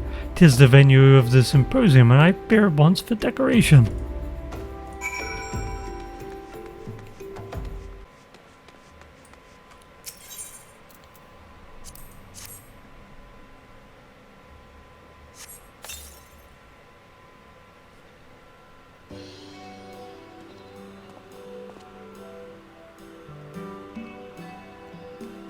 Oh, you're still here. I must have finished more quickly than I realized. Though to do things swiftly and well is only natural for a mind like mine. Where are my students? 'Tis strange for them to be so late. And what of my big surprise?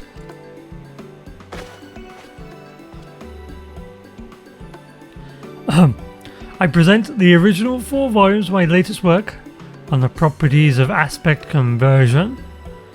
I intend to bequeath them to my students as thanks for their assistance once they arrive. Anyway. But there's 4. There's only 3 letters you received. Oh, there's one for me?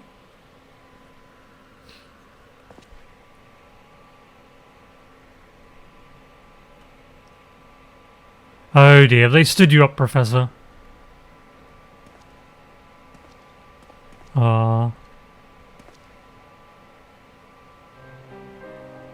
They are awfully tidy. Perhaps I shall retire to my chambers for the time being. Well, I suppose you're free to go. But if you venture outside Camp Drybone, would you keep an eye out for my pupils? I'm sure they're fine, but I worry all the same.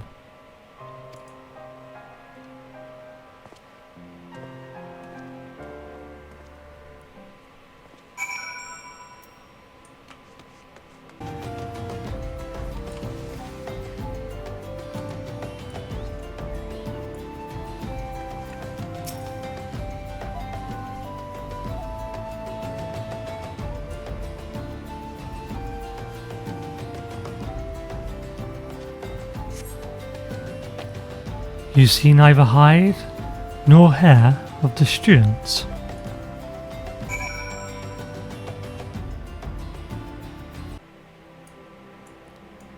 Oh, Professor, something is not right. Have you seen any sign of my students outside the camp? Nothing at all.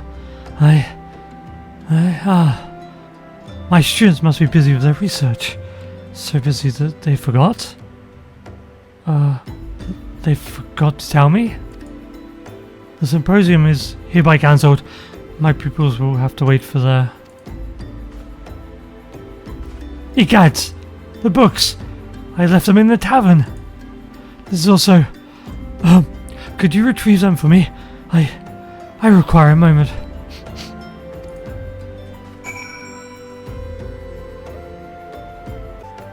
So I thought something must have happened to them, but...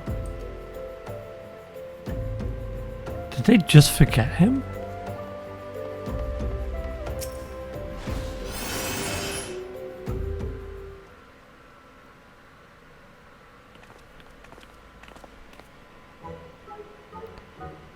Do mine eyes mislead me?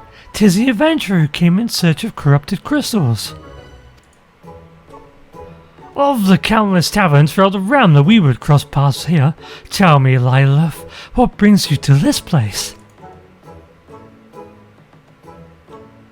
The symposium's been cancelled on account of our absence? Whatever for? It's to be held tomorrow, not today. Evidently the professor mixed up the date, hence why he fears we have forgotten all about it. The professor could be ever so slightly scatterbrained, though a genius when it comes to ethereal studies. As if worse hasn't been said of us, Ahasko. People would still think us lunatics had we not come to study under the professor. Indeed, whatever his failings, none of us would be where we are without him. I say we surprise him with a gift of our own, something to show our thanks for all he has done, and to commemorate his latest publication. Hear, hear, and to think we all know what would make the perfect gift. Corrupted crystals! Corrupted crystals. Ha! A fine idea if I say so myself. Can we count on your help as well, Lilith? I must return to Highbridge and prepare a containment vessel for the crystals. You may come and collect it then on...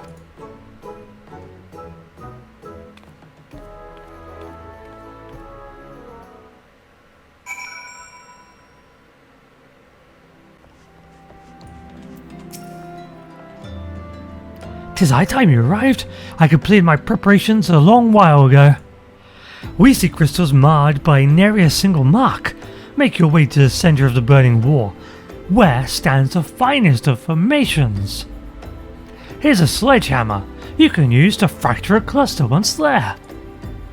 And here, a warded pot.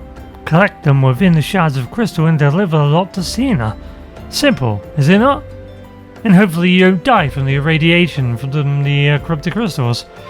I trust you are aware that the nearest path to the burning wall begins at Burgundy Falls. Then I bid you merry mining.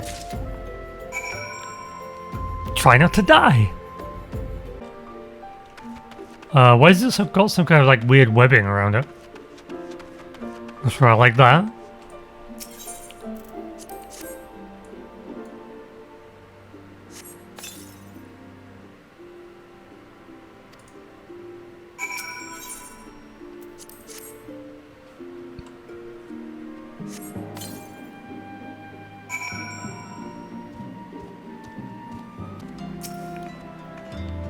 Welcome back. Did the Mirror Knights give you any trouble?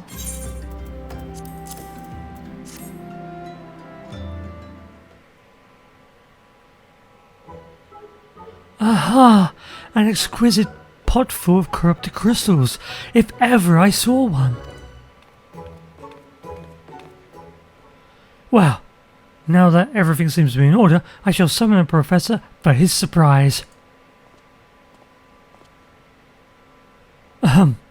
What surprise, pray tell? If it was for the symposium, I'm afraid you're too late.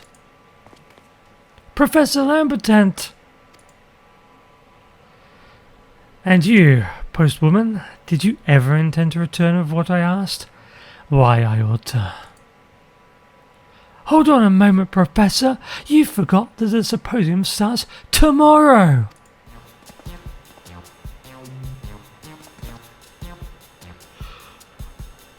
We know you can be a bit absent-minded, but above all else, we beg you, remember. No student ever skips a symposium. No student ever skips a symposium. No student ever skips a symposium. Voila! Corrupted crystals to celebrate your latest publication and to express our gratitude for your constant support. Aha! So that's why you three have been doing. I hardly know whether to laugh or cry. It just so happens I prepared something for each of you as well. On the properties of aspect conversion will not exist were it not for you all, so I divide the volumes between the four of us, that the set would be complete whenever we met. Your questions, your contributions, your very presence drives me onwards, as quickly as a corrupted crystal can change aspects. Matters not where our research takes us, as long as we are of one mind and one purpose. Why don't we meet 4 times a year instead of 2? It would be a pleasure to hear your papers more often, and to present my own, of course. I must say, I am quite eager to begin experimenting with these crystals. You didn't go to too much trouble obtaining them, did you? Not at all. Lilith sought the dangerous tasks for the second time, come to think of it. Didn't her efforts serve as inspiration for your research before? Lilith! I knew I'd seen you before. Well, no longer show your contributions go unrecognized. I, Professor Lamberton, hereby name thee an honorary pupil. Now, my friends, to work. The unsolved mysteries of Aether are waiting to be unraveled.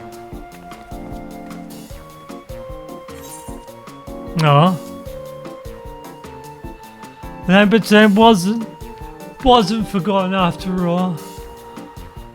And now they get to meet more often.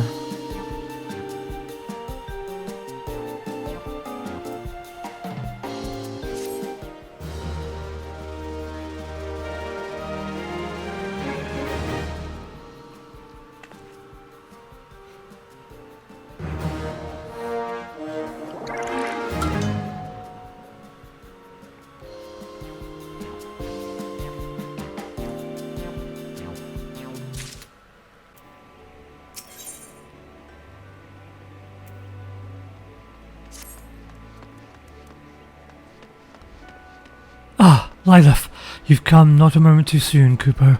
I have a letter addressed to Lander now, over in Camp Tranquil, that wants for immediate delivery. I hope he is inclined to send a reply, though, because there's no return address to be seen. But one task at a time, Kupo. First of all, we, and by that I mean you, must see the letter safely to Londonel's hands. I must warn you, though, rumour has it the good captain of the Sixth Spear has been acting strange of late. Perhaps this letter has something to do with it. At any rate, best not to keep him waiting. Now off you pop, Kupo.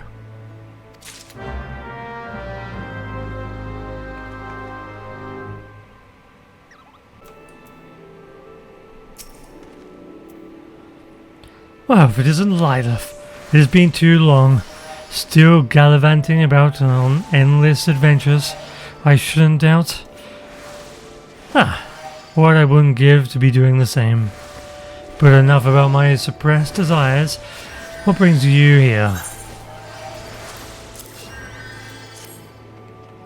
A letter? Well, what have we here? This can't be. It's an invitation from the Wilskit to a memorial service for the commander of the Company of Heroes. The commander went missing some 5 years ago, shortly before the calamity. As if in anticipation of his disappearance, he disbanded the company and sent us all our separate ways. It was all so sudden, we knew not what to make of it at the time. Some believed he feared for the lives that would be lost to the hands of the primals. Others believed he was convinced that the calamity would mean our end, and dismissed us, that we might enjoy what little time remained. His final request was that, whenever life should lead us next, we live up to the words of our company creed. The duty of the strong is to protect the weak. To that end, I returned here to Gridania and joined the Wood Wailers. I've done my best to honour that promise.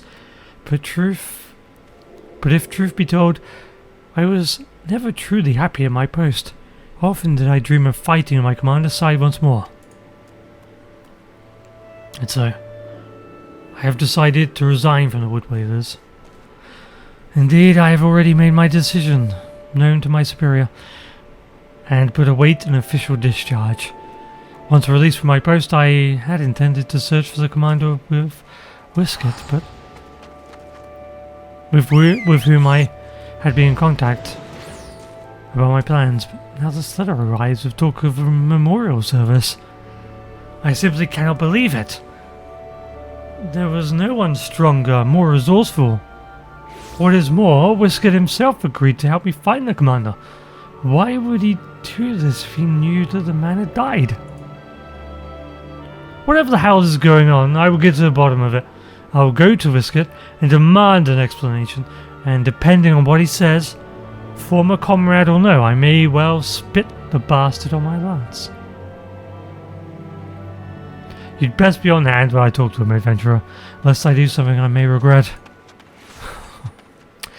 I shall make my way to Costa del Sol as soon as the matter of my resignation is settled. Pray join me there. I shan't approach Whisket until you have arrived.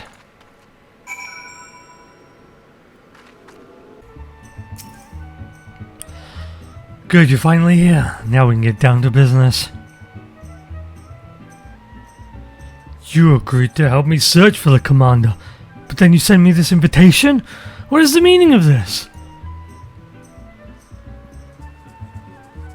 Captain Whisket of the Company of Heroes requests the honor of your presence at the memorial service for... Is this some crude joke? I'm sorry, Landonel, but I've heard no news of the commander, let alone his passing. I certainly have no plans of holding a service for him. I am as baffled as you are by the letter. I should like to know who penned it. I see. I'm relieved to hear that you had no part in this absurdity. A great many mysteries yet remain, to be sure. But so long as we can find the commander, I shan't bestir myself over them. I trust I can rely on your aid still, old friend. With the commander back at the helm, the Company of Heroes shall be reunited once more. And good riddance to my tedious life as a wood whaler. I believe I have an inkling as to the sender's identity and intent. Knowing this, I cannot in good conscience help you in your search. I'm sorry, my friend. What? This is not what we agreed upon. The letter, the memorial service, what do they matter if we know them to be false? You said help me. You said you'd help me and you can't simply go back on your word, gods damn you.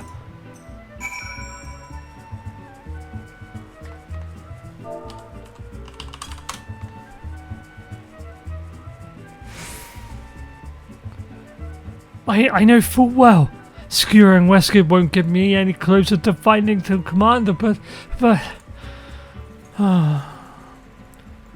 Look, Lardinel, I understand your desire to find the commander. However, I must remind you of your promise to him. You will never live up to your word chasing after shadows of the past. My promise does not preclude me from searching for the commander. If you will not help me, I will simply find someone who will.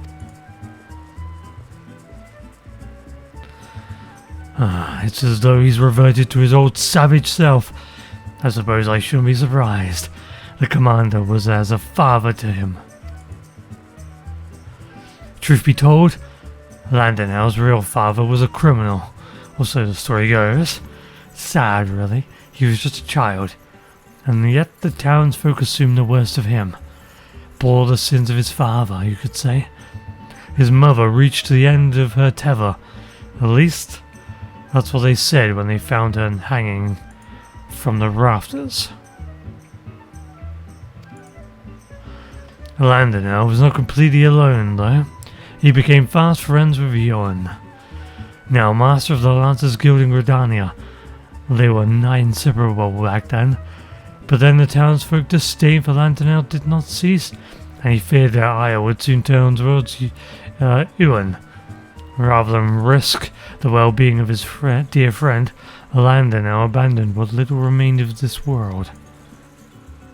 Lander now was convinced the world hated him, and he returned the feeling in kind. He'd become a monster, that is, until he met the commander, and he was taken in by the company. I dare not think what would have happened had they never crossed paths. It was not an easy feat to be sure, but the commander helped Lander now, set aside the anger that had taken control of his life. It was Landanel's love and respect for the commander that brought him peace, but that self-same love may cost him everything he has achieved. The man who wrote the letter suspected as much, and used this ruse as of a memorial service to bring Landanel to me. But I fear he's not like to understand why the letter was sent to him. I realize you were only entrusted with a simple delivery, but it would mean a lot to me if you could keep an eye on him. If he seems to be losing his way, please give him a gentle reminder of our company motto. Knowing him, he will next go to Wineport. Whenever he was in trouble, he would always seek out Shamani for advice. Godspeed, friend. Make sure he doesn't hurt himself, or anyone else for that matter.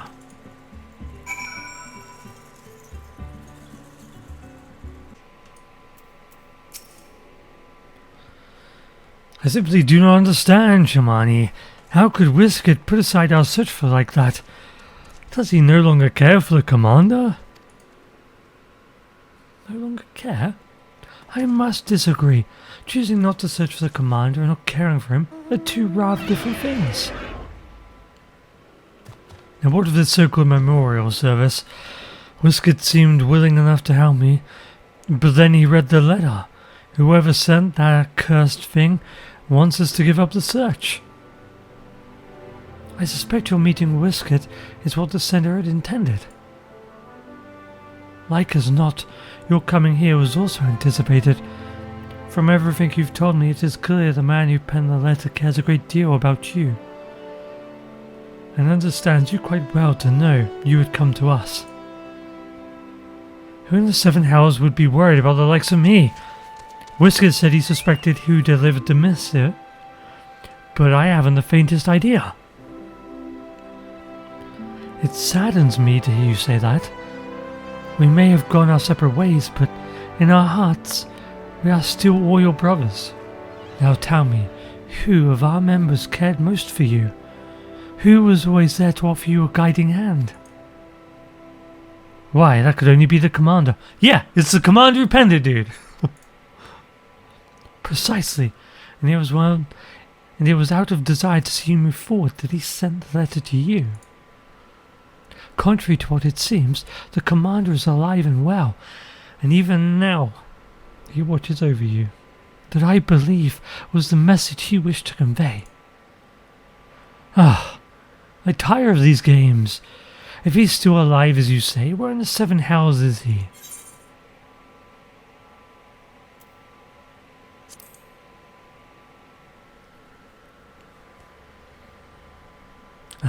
As if I would ever forget our company's words. The commander told them to me when I first met him. To this day, I remember that moment vividly. We were standing atop a point overlooking...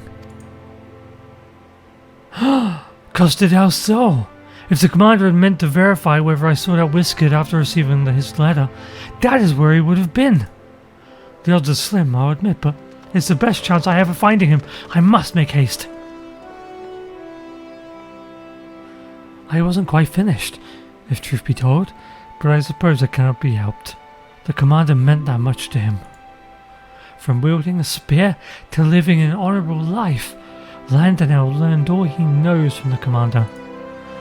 Nor gave Landanel greater joy than to meet the commander's expectations, and he went on to distinguish himself among our ranks. After disbanding the company, I believe the commander continued to watch over Landanel, and, upon sensing his growing discontent, he decided to take action, and sent the letter.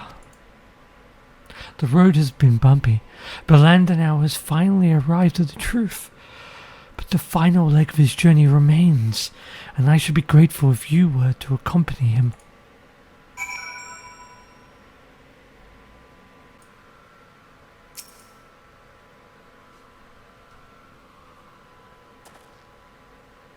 Lilith, I might have known you would come as well.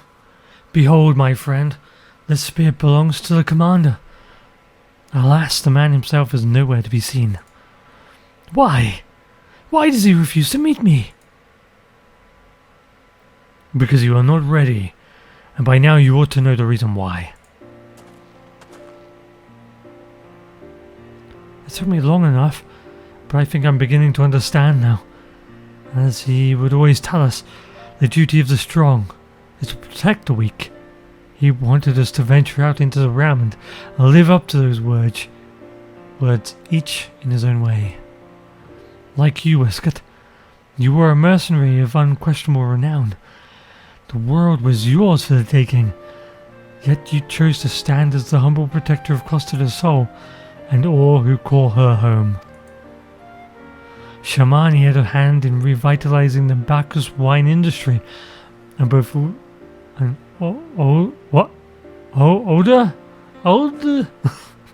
Brayflocks have become leaders among their people.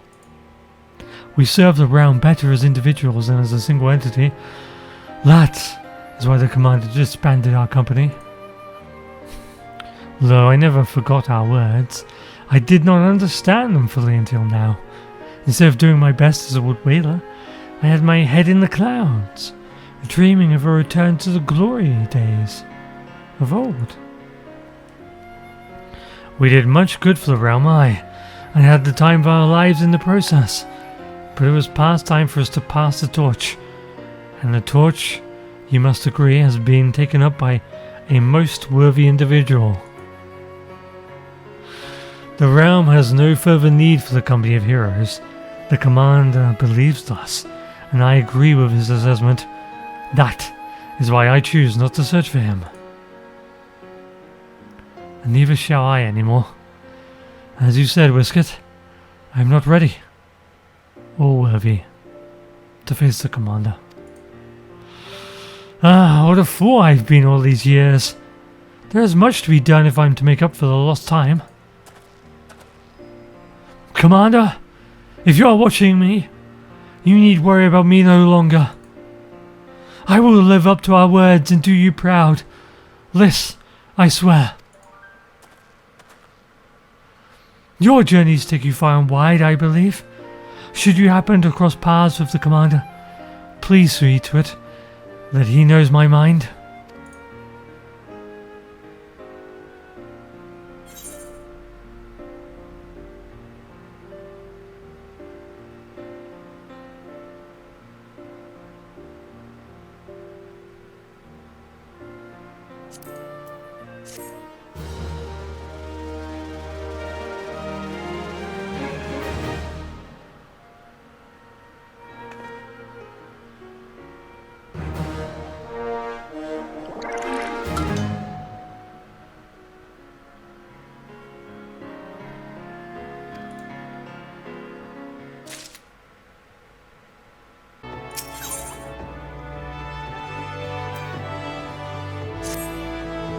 Dear me, a fine mess this is, a fine mess indeed, Kubo.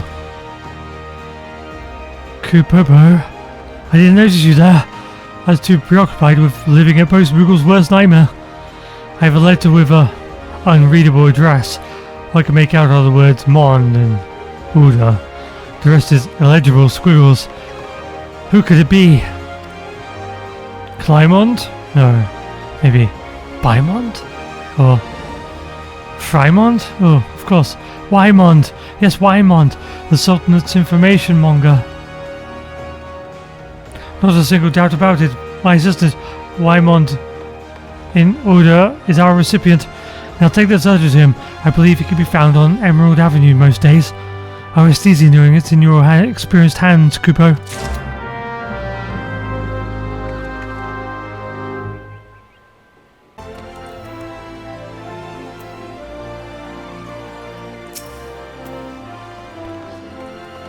Today my adventuring friend, or is it postwoman today? Can't say I was expecting mail though. Raymond, we have your daughter. Demands behind shack at Copper Bell. Obey or she dies. The purple haze. It's a ransom note. Why'd you bring this to me? I ain't Raymond, you fool. And I can't very well look the other way, can I? Oh. Of course it'd have to be God's damn purple haze. Cruel sense of humour fate's got, making me remember what I've worked to forget. They're a gang of crooks who do a newborn babe for the right price. Thought they'd all got thrown in the clink before the calamity. If they're large again, then we've got to stop them. My own plus your blunder makes it we. So I'll thank you to get their demand from Copperbell.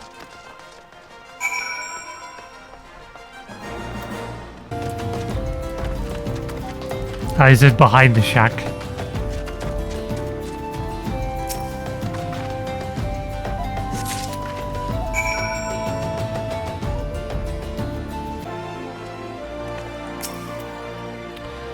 Nice timing. I just got back myself from delivering the bad tidings to Raymond and his wife. Good folk, and by bad fortune, those two. Had to stop him from calling in the brass blades though. They'd only force the Haze's hand and get the girl killed. Took a lot of promises, but they've trusted her life to me. That's how it stands on my end. You got the ransom demands?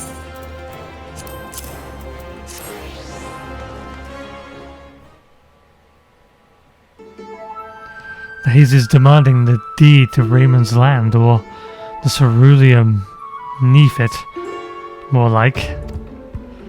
Secure the mineral rights and live as kings. Clever. Too clever. If you're seeking suspicion, the gang's acting as a brawn to some corrupt merchant, but they'll succeed over my dead body. Before I get you involved, Lila, there's something you ought to know.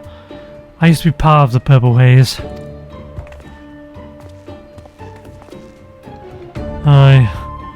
I was one of the bastards. Blackmail, extortion, confidence tricks. It was a far cry from lawful. I'd a hand in it.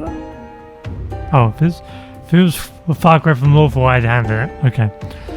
Those were black days, and I'd still be lost in the dark, if not long dead, had it not been for her.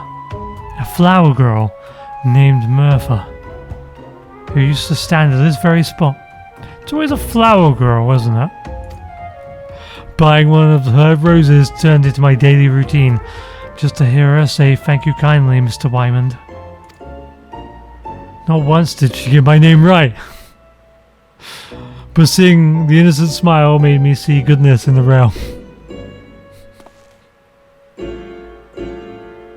But then the haze silences this one bloke. He was a good upstanding type who'd informed on the gang. Brave man's sacrifice should have made for a happy ending, but that informer was Murpha's brother. She just vanished. Never saw her smiling face again after that day. Not once. And easy to talk about, even after all these years. Any road. It was the push I needed to leave the criminal life. Asha? What are you doing over there? I sang like a canary to the most famous detective I could find. Hildebrand! That's why Nash is over there, okay. But he took me for the dead man. Went around Uda telling everyone who'd listen I was a righteous monger of information. Soon enough, all the Haze were behind bars. I'd gotten my new chapter, but had nothing else to my name. So I stepped into the murdered bloke's life and rode the rumours to where I am today. Come to think of it though, where in the hell's I, Hildy and Nasher? Even that prize pair could have gotten wound up in this kidnapping. They're behind us! It's like a goddamn theatre production. Well, my point is that I ain't standing by while scum threatening a little girl's life. Can I count on you to help save her life, I love? Good, because it just so happens I've got skin in these two bodies. The way I see it, the haze will disperse if we snuff out the mastermind. Well, this merchant's too smart to be caught in a realm of the gang. So we'll just need a trap so large you can't see it coming. The market itself. First, we have to start a few rumors and make a few of them seem true. Make your way to the Caesarauga, the Sapphire Avenue Exchange, and get his attention with this banknote. Tell him we're working for a wealthy fellow who wants to buy as much ceruleum as he can with the guild promised on that paper. And then, actually buy a boatload of the fuel from whoever Caesarauga introduces. Mark my words, Lilith, those villains going to rue stumbling back into my life.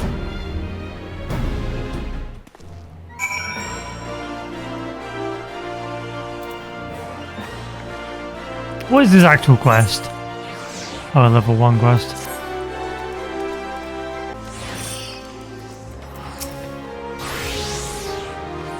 Adventurer, what do you want? Purveyor of ceruleum, you say? An expensive request. Do you have the funds to back it?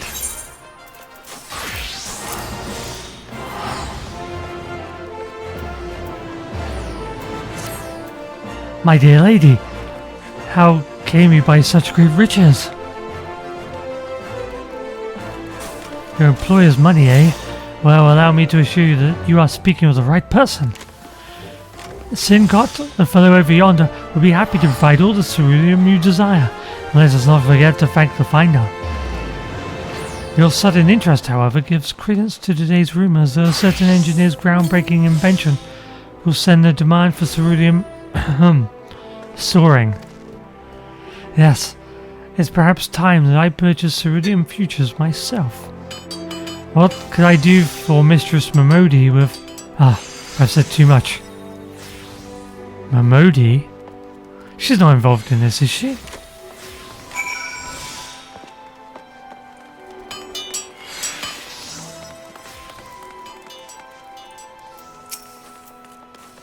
Welcome, welcome. What might a discerning... Ceruleum? Of course! Are you interested in current stocks or futures? And what do you have to spend? Gods be good. In all my days, no one has ever placed such large an order. It is your money, yes? If you are tied up in something shady, there can be no deal. I see. Well, if this employer of yours is legitimate, I will be happy to assist you. And let me say, he has impeccable timing. What do I mean? Why, just that the market has been full of rumors today about Garland Ironworks. The word is that those engineers found a way to craft airships for a fraction of the cost.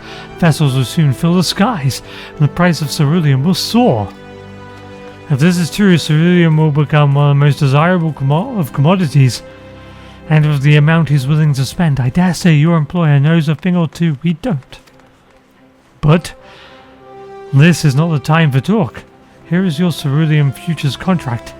I'll make good on it. Well, my name isn't Syndergot.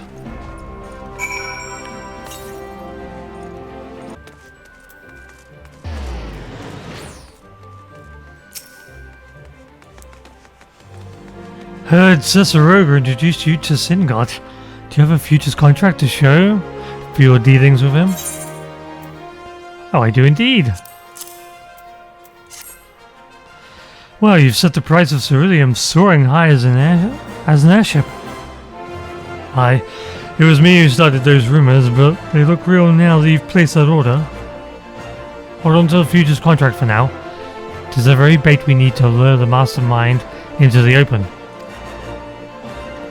No doubt he's heard how you swept into the markets. I'd like to vex him. As is the news that he's gotten himself a rival businessman with a real adept underling.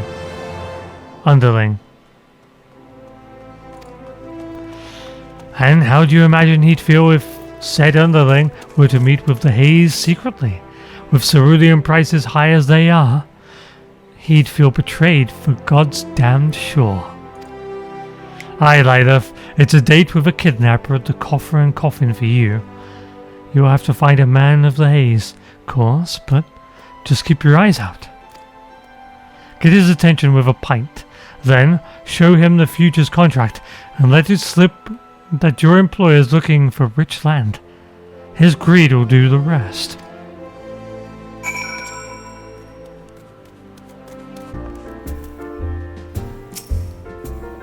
What?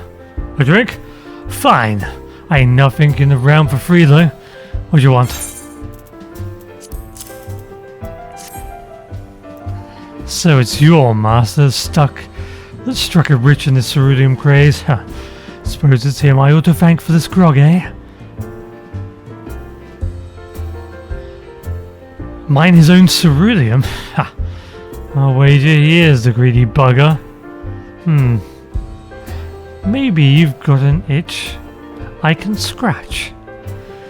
I'll be coming into the deed to a huge plot of land, surely. Ceruleum rich land. Its yield? Take what you imagine and add 2 zeros. 2. Might be land, ain't quite my cup of tea. Might be as I'm willing to sell it. For the right offer, that is. Just a little something to think about. But I am drowning my troubles here most days. If you fancy another chat.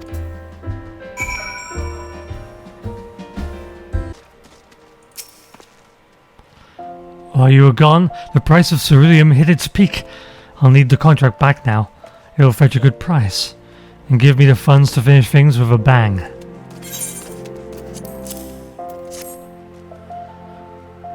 Appreciate it? Aye. And you meeting with that bug. Our mastermind's sure to be feeling betrayed. While with his underling talking to my own in the Coffer and Coffin. After he went to the trouble of kidnapping Raymond's daughter, false friends trying to turn a profit on their own ain't like to sit well with him. And I've given him a little push with a certain letter as well. Reckon he'll be leaving to question the haze right about now. A lot of them are making for the cutter's cry and straight into the trap you've worked to bait. Leave the springing of it to me. Ain't none of them leaving those caves unscathed. What's it mean? What's it I mean to do? Can't spoil the surprise yet, but don't worry unduly. Wyman's just going to play a trick. Something from the bad old days.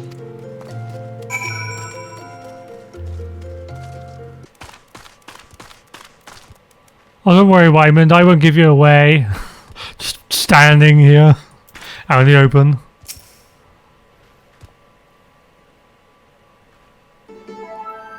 The stage is set, Lilith, and we're in for a good show. The haze said to put the deed over there. I obliged. With a forgery. Our mastermind's here too. I'm hoping my deed fools them, so I'll let the girl go.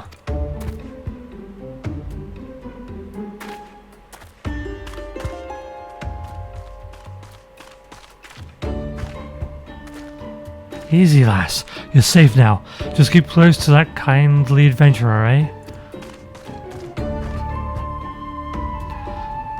Phew. Well, looks so like the... Wait. Phew. Well, looks to be drama unfolding. Twit-star villains. Wouldn't want to be in that bug's boots. Our mastermind's doubtless given the bloke a right proper grilling about his relationship with you. But at the end of the day, the merchant needs the haze. To keep him sweet, he'll offer a bigger share of the spoils. And they'll accept it, I don't doubt.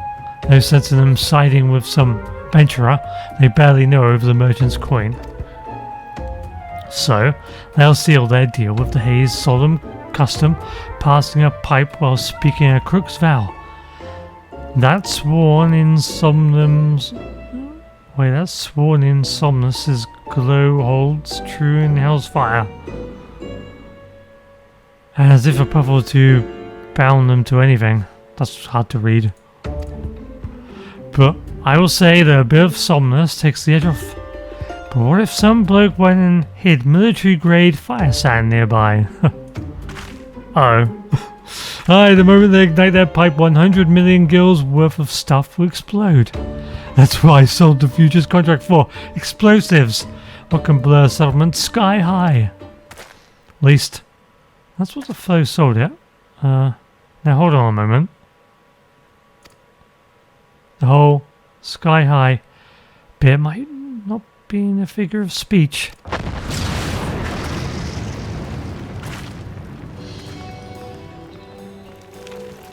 Seven hells. I hope something survived that. But you just murdered two people.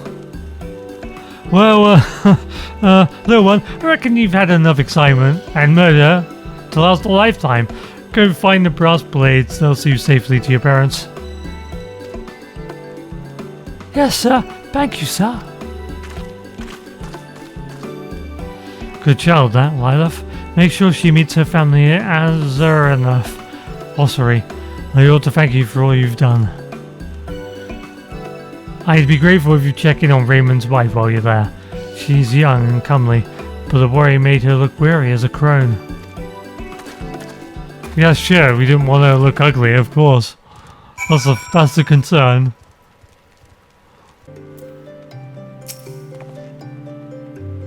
Oh, are you Wyman's friend? Then I owe you a great debt. I was beside myself with worry when he came, but no longer. My daughter is safe. As she tells it, it seems we need fear the gang of that awful merchant no more. You have my gratitude as well. In truth, I wavered. Unless the brass blades to bring our daughter home by force, we'll leave it to Wyman to save her with cunning. Oh, this is Raymond speaking. Okay. But my wife felt he could be trusted, and I feel glad I am convinced to do so as well. We wish to thank Wyman too. Could you take this to him on Emerald Avenue? 'Tis a token. Oh, now it's the word wife. Damn it! We wish to thank Wyman too. Could you take this to him on Emerald Avenue? 'Tis a token, really. But I hope it shows our appreciation. Once again, thank you for returning our daughter to us.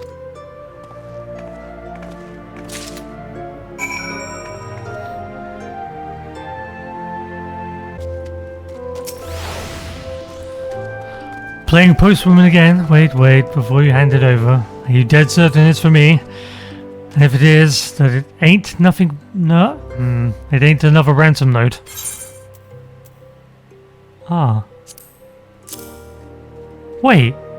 No!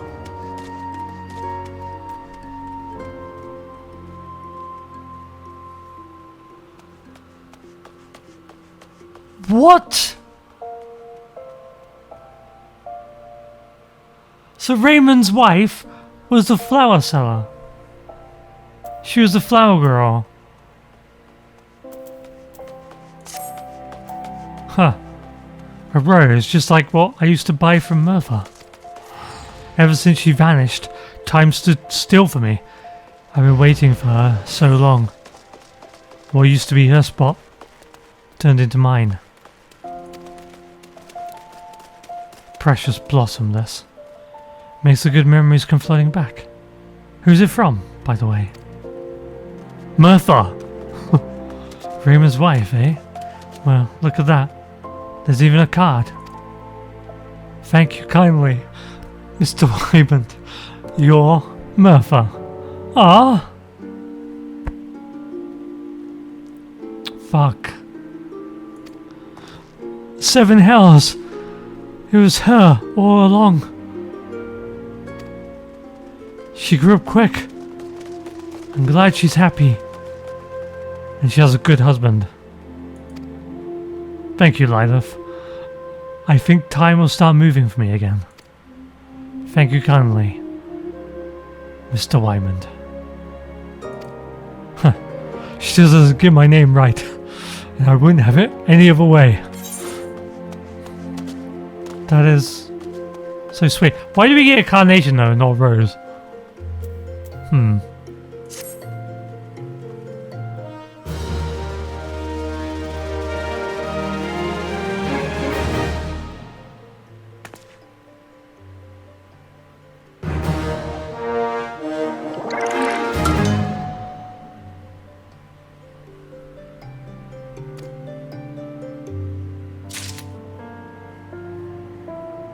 What can I do with the carnation? So it's not even like an equipable thing? Oh.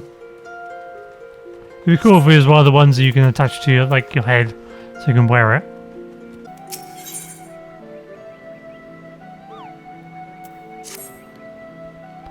Wow, it isn't my favourite whipping girl. Ah, my most promising pupil. You couldn't have picked a better time to pay a visit, Kupo. 2 of my post-Moogles in training are set to embark on their first assignment. While they have completed a thorough training session, administered by yours truly, the sensitive and sympathetic superior, that's me, is ever concerned for his subordinate's safety. I have in my paws a veritable compendium of choice counsel for the aspiring Moogle. Your task is to deliver it to Eorzea, in whose custody my subordinates have been placed at Camp Tranquil. Consider it the next stage in your training, Kupo.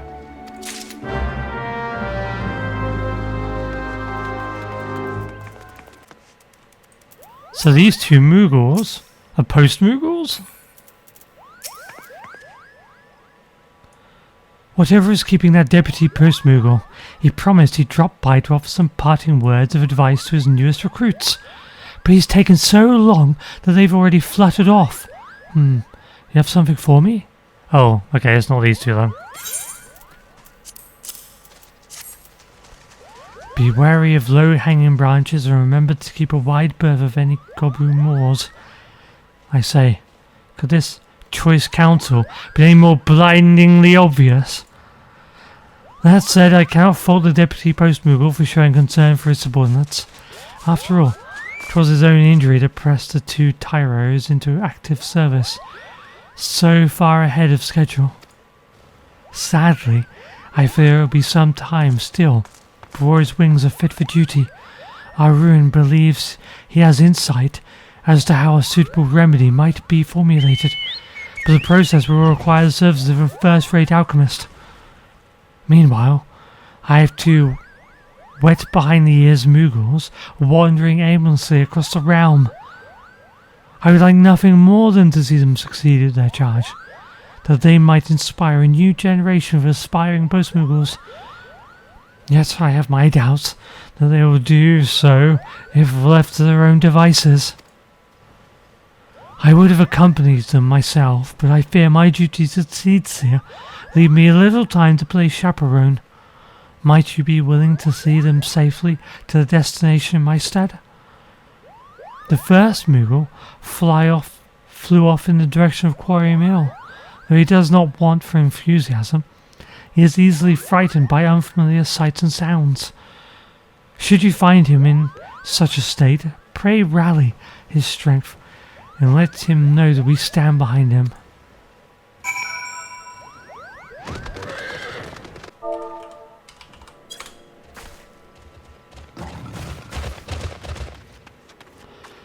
What?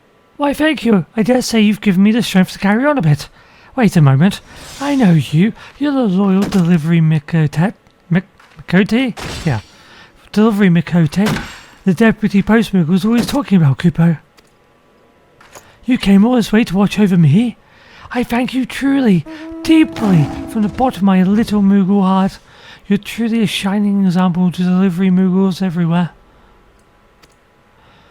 Oh, to think that one day I might be a fully fledged carrier like you, and the deputy post-Moogle. Why, it'd be a dream come true, Kupo. But how can I hope to reach such heights by staying here fluttering in circles? No, I must deliver this letter safely to the bus Garen, just as the deputy post-Moogle instructed me. And let me just state for the record that no matter what Rayo might have told you, I am not intimidated by this task. Not in the slightest. Off I go, Kupo.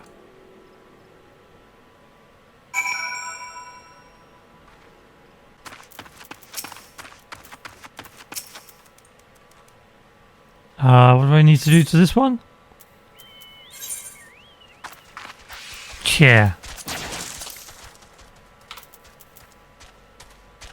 Oh, I don't have chair on here anymore.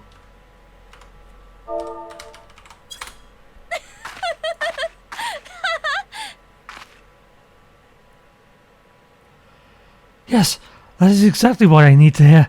You're right. Why can't I do anything but put my pom-pom to Kupo? Oh, I can do anything when I put my pom to it. Yeah, whatever.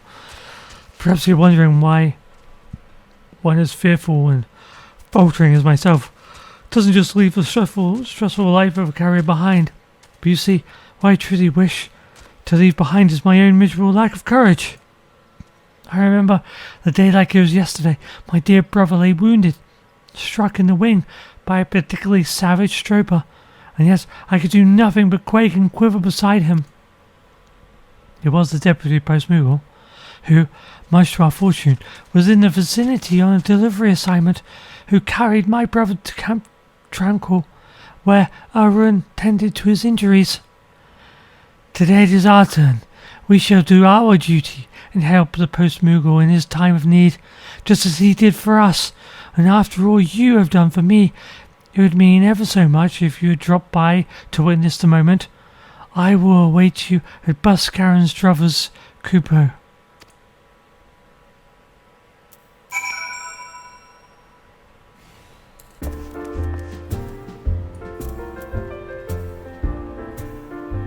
Best music in the game. Huh. I hope I can get this on a, what are these things called? An orchestrion roll.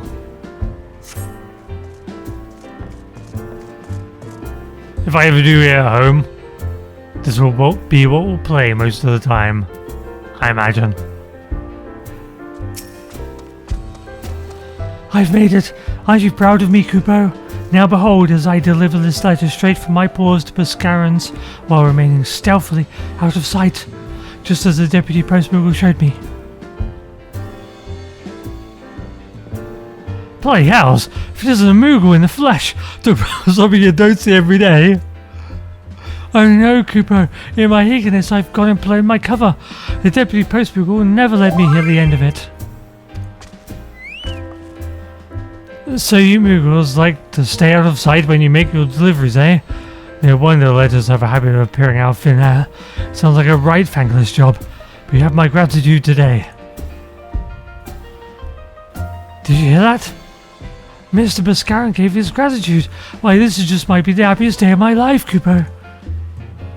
Since you've proven yourself to be a capable sort, maybe you could do me a favour. I have a letter here marked for Baderon in Limbs of the Mincer, that somehow has found its way here to the Drovers. Oh, dear me. This is doubtless the work of my confident yet careless brother. The two of us, you see, have taken over deliveries here in the Shroud, while the deputy post Moogle rests his wounded wings. Oh, pray forgive us on our failings, Kupo. New to the job, eh? Needn't go flogging yourselves now. Baderon and I, well, our names and professions do bear more than a passing resemblance after all. I dare say that having the chance to meet my first Moogle is worth an errant letter or two. That said, it troubles me to hear that this associate of yours, the deputy post Moogle, was it, has come to harm. Might here be anything I could do to lend a hand?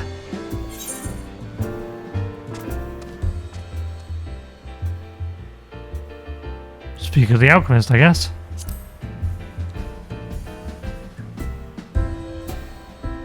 I see. Just leave it up to me, my friend. Memory serves, one of my regulars is something of an expert in such matters. As for Baderon's letter, I have no fear. My brother and I will atone for our errors and see it delivered to the right hands. That said, for our brother's bravado, I suspect that deep down he too feels a measure of anxiety about his first foray outside the Shroud. Might you be so kind as to escort him as you did me? Might mean the realm to me, Kupo. We agreed to meet at the Gridanian airship landing. I'll pass this letter along to him and wait for you to join us.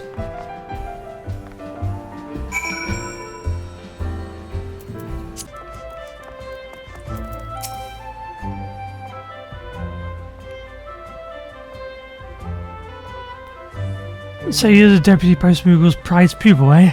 Didn't he teach you anything about punctuality, Kupo? I don't know what my little brother told you, but I've trained my whole life for this. This might be my first time out of the Shroud, but if anyone's up to the task, it's me, Kupo. Please, brother, if you've got yourself hurt again, I simply couldn't live with myself. Pray let this adventure accompany you. Just for safety's sake, Kupo. Ever the worry ward. Look, just because you can't fly more than 2 farms without getting the quivers, it doesn't mean that your brother is in need of a chaperone. That's what you said last time, when you almost got yourself swallowed by that slavering stroper. Why, if the deputy post Moogle hadn't wandered by at that precise moment. That was then, this is now, Kupo. I've put on 2 Ponzis of pure muscle and poured over every map of Eorzea to prepare myself for this task. Last thing I need is some glorified sellsword holding my paw. Now, enough chit-chat. I have an airship to board. If you want to see how a real delivery Moogle does his duty, feel free to tag along. Or don't. It's your loss, not mine, Kupo.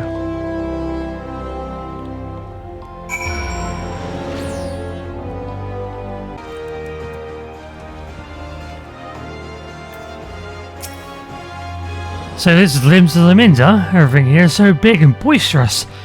And the smell of the sea is setting needles on my nose. Nervous? Me? Patently preposterous, Kupo. I was born for this assignment. Did you not notice the aplomb with which I handled my maiden airship voyage? But no, a buccaneer's den like this is no place for the ordinary Moogle. With the deputy post Moogle out of commission, the people of Limbs are lucky indeed that I'm here to shoulder the slack. Speaking of which, I believe I have a letter to deliver. If you care to learn a thing or two, come join me at the Drowning Wench. But you'll have to move fast. I'm a busy Moogle, Kupo.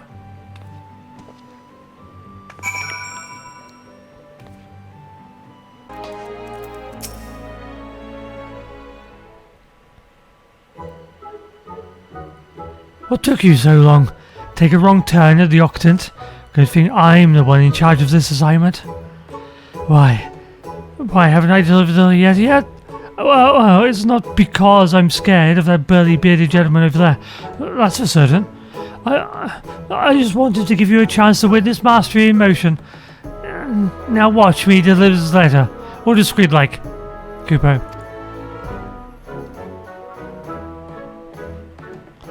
Bugger me with a broadsword. Which one of you snivelling sops let your wind-up Moogle loose in my establishment? Wind up? Are you blind or just balmy? I'm a living, breathing Moogle, not some glorified child's toy. Oops. There goes my cover. Are my eyes and ears to be believed? A god's honest Moogle, here, in the wench. A letter? I thank you, my furry little friend, but strap me to the mast if this ain't a rare pleasure. Indeed. I've heard many a rumour about your kind, but I always reckoned you weren't too keen on letting yourselves be seen. But of course, I simply thought that on this momentous occasion, my first foray into your fine nation, I would take the opportunity to personally introduce myself. I'm sure that's what the Deputy Post Moogle, bless his wounded wings, would have wanted.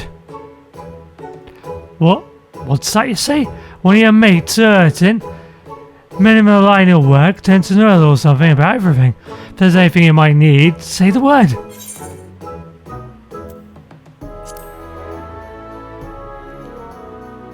Yep, we need medicine. I reckon one of my regulars just might know a thing or two about this whole business. I'll send word and dig up anything I can. With that, I'd best get back to pouring grog before one of my customers conks you on the head with an empty flagon. See? I told you there's nothing to be afraid of exploring new environs. Forgiving friendships for the locals, yes. Oh, forging even. Yes, the carrier's life is the life for me, Kupo. But what I've accomplished today will have even more far-reaching repercussions. Yes, once my fellow Moogles back in the Shroud hear of my stunning success, they'll be beating down our doors to join in post-Moogle ranks. And since you've been such a loyal observer, I'll give you the honor of reporting my deeds to Reo. Oh, if only the Deputy Post Moogle were here, doubtless he would be moved to tears. by the magnanimity. Speaking of which, I should pay him a visit.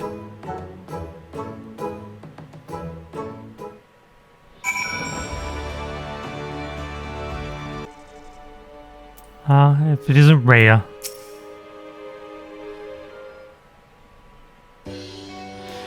Welcome back. I hear that these two's first assignment was quite a success, and that you played a pivotal role in seeing that it was so. For this, I thank you.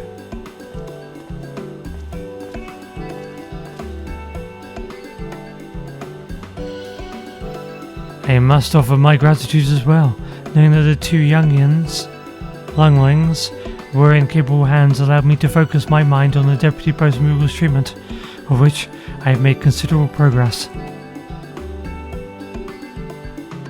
At first I thought the mere thought of an adventurer accompanying me on my assignment annoyed me to no end, but now I say the more the merrier, Kupo. And with the word of your success spreading throughout the Trialswood, aspiring delivery Moogles are signing up in the droves. Why, the ranks have burgeoned such that we could assign 2 Moogles to each task, if we so chose, and judging by recent events, that might very well be wise. Heartening tidings indeed, I dare say, that the Deputy Post Moogle may rest and recuperate for as long as he desires. Why, I might even suggest an early retirement.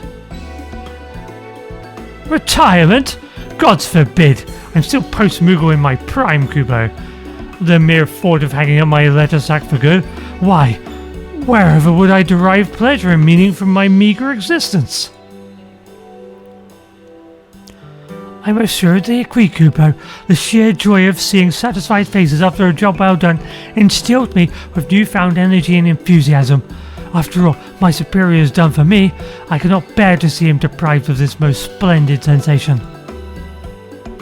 Intriguing. Thus far I have concentrated my efforts on physical remedies, but perhaps lightening the post-Moogle spirits might serve to speed the recovery process. At the very least, it is an avenue worth exploring. You may just be onto something there, dear brother. So, can I resume my duties once I'm healed? No more talk of putting me out to pasture, Kupo. If that's your true desire, how could we deny it of you? I only ask you take care of yourself, not to overexert.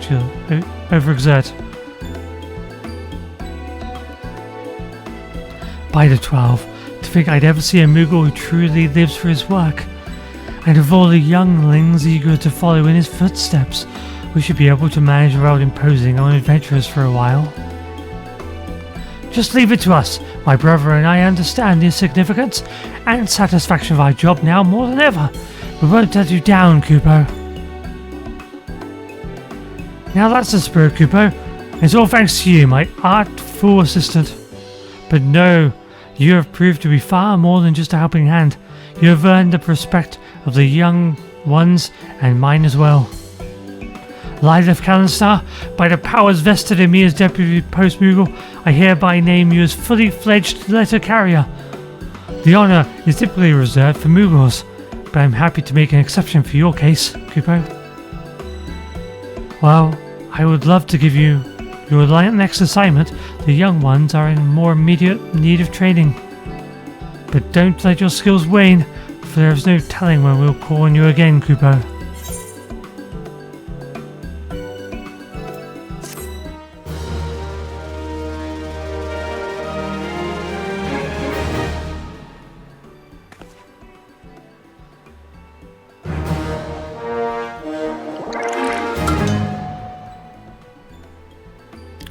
With your successful delivery, your reputation as a letter carrier has grown. In recognition of your efforts, the Deputy Post Moogle has promoted you to the rank of full-fledged letter carrier. Though it may be some time before your next assignment, be ever ready to return to duty should the Moogles require your aid.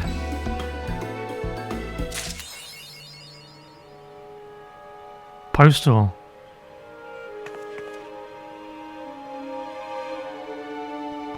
So what does the cap look like?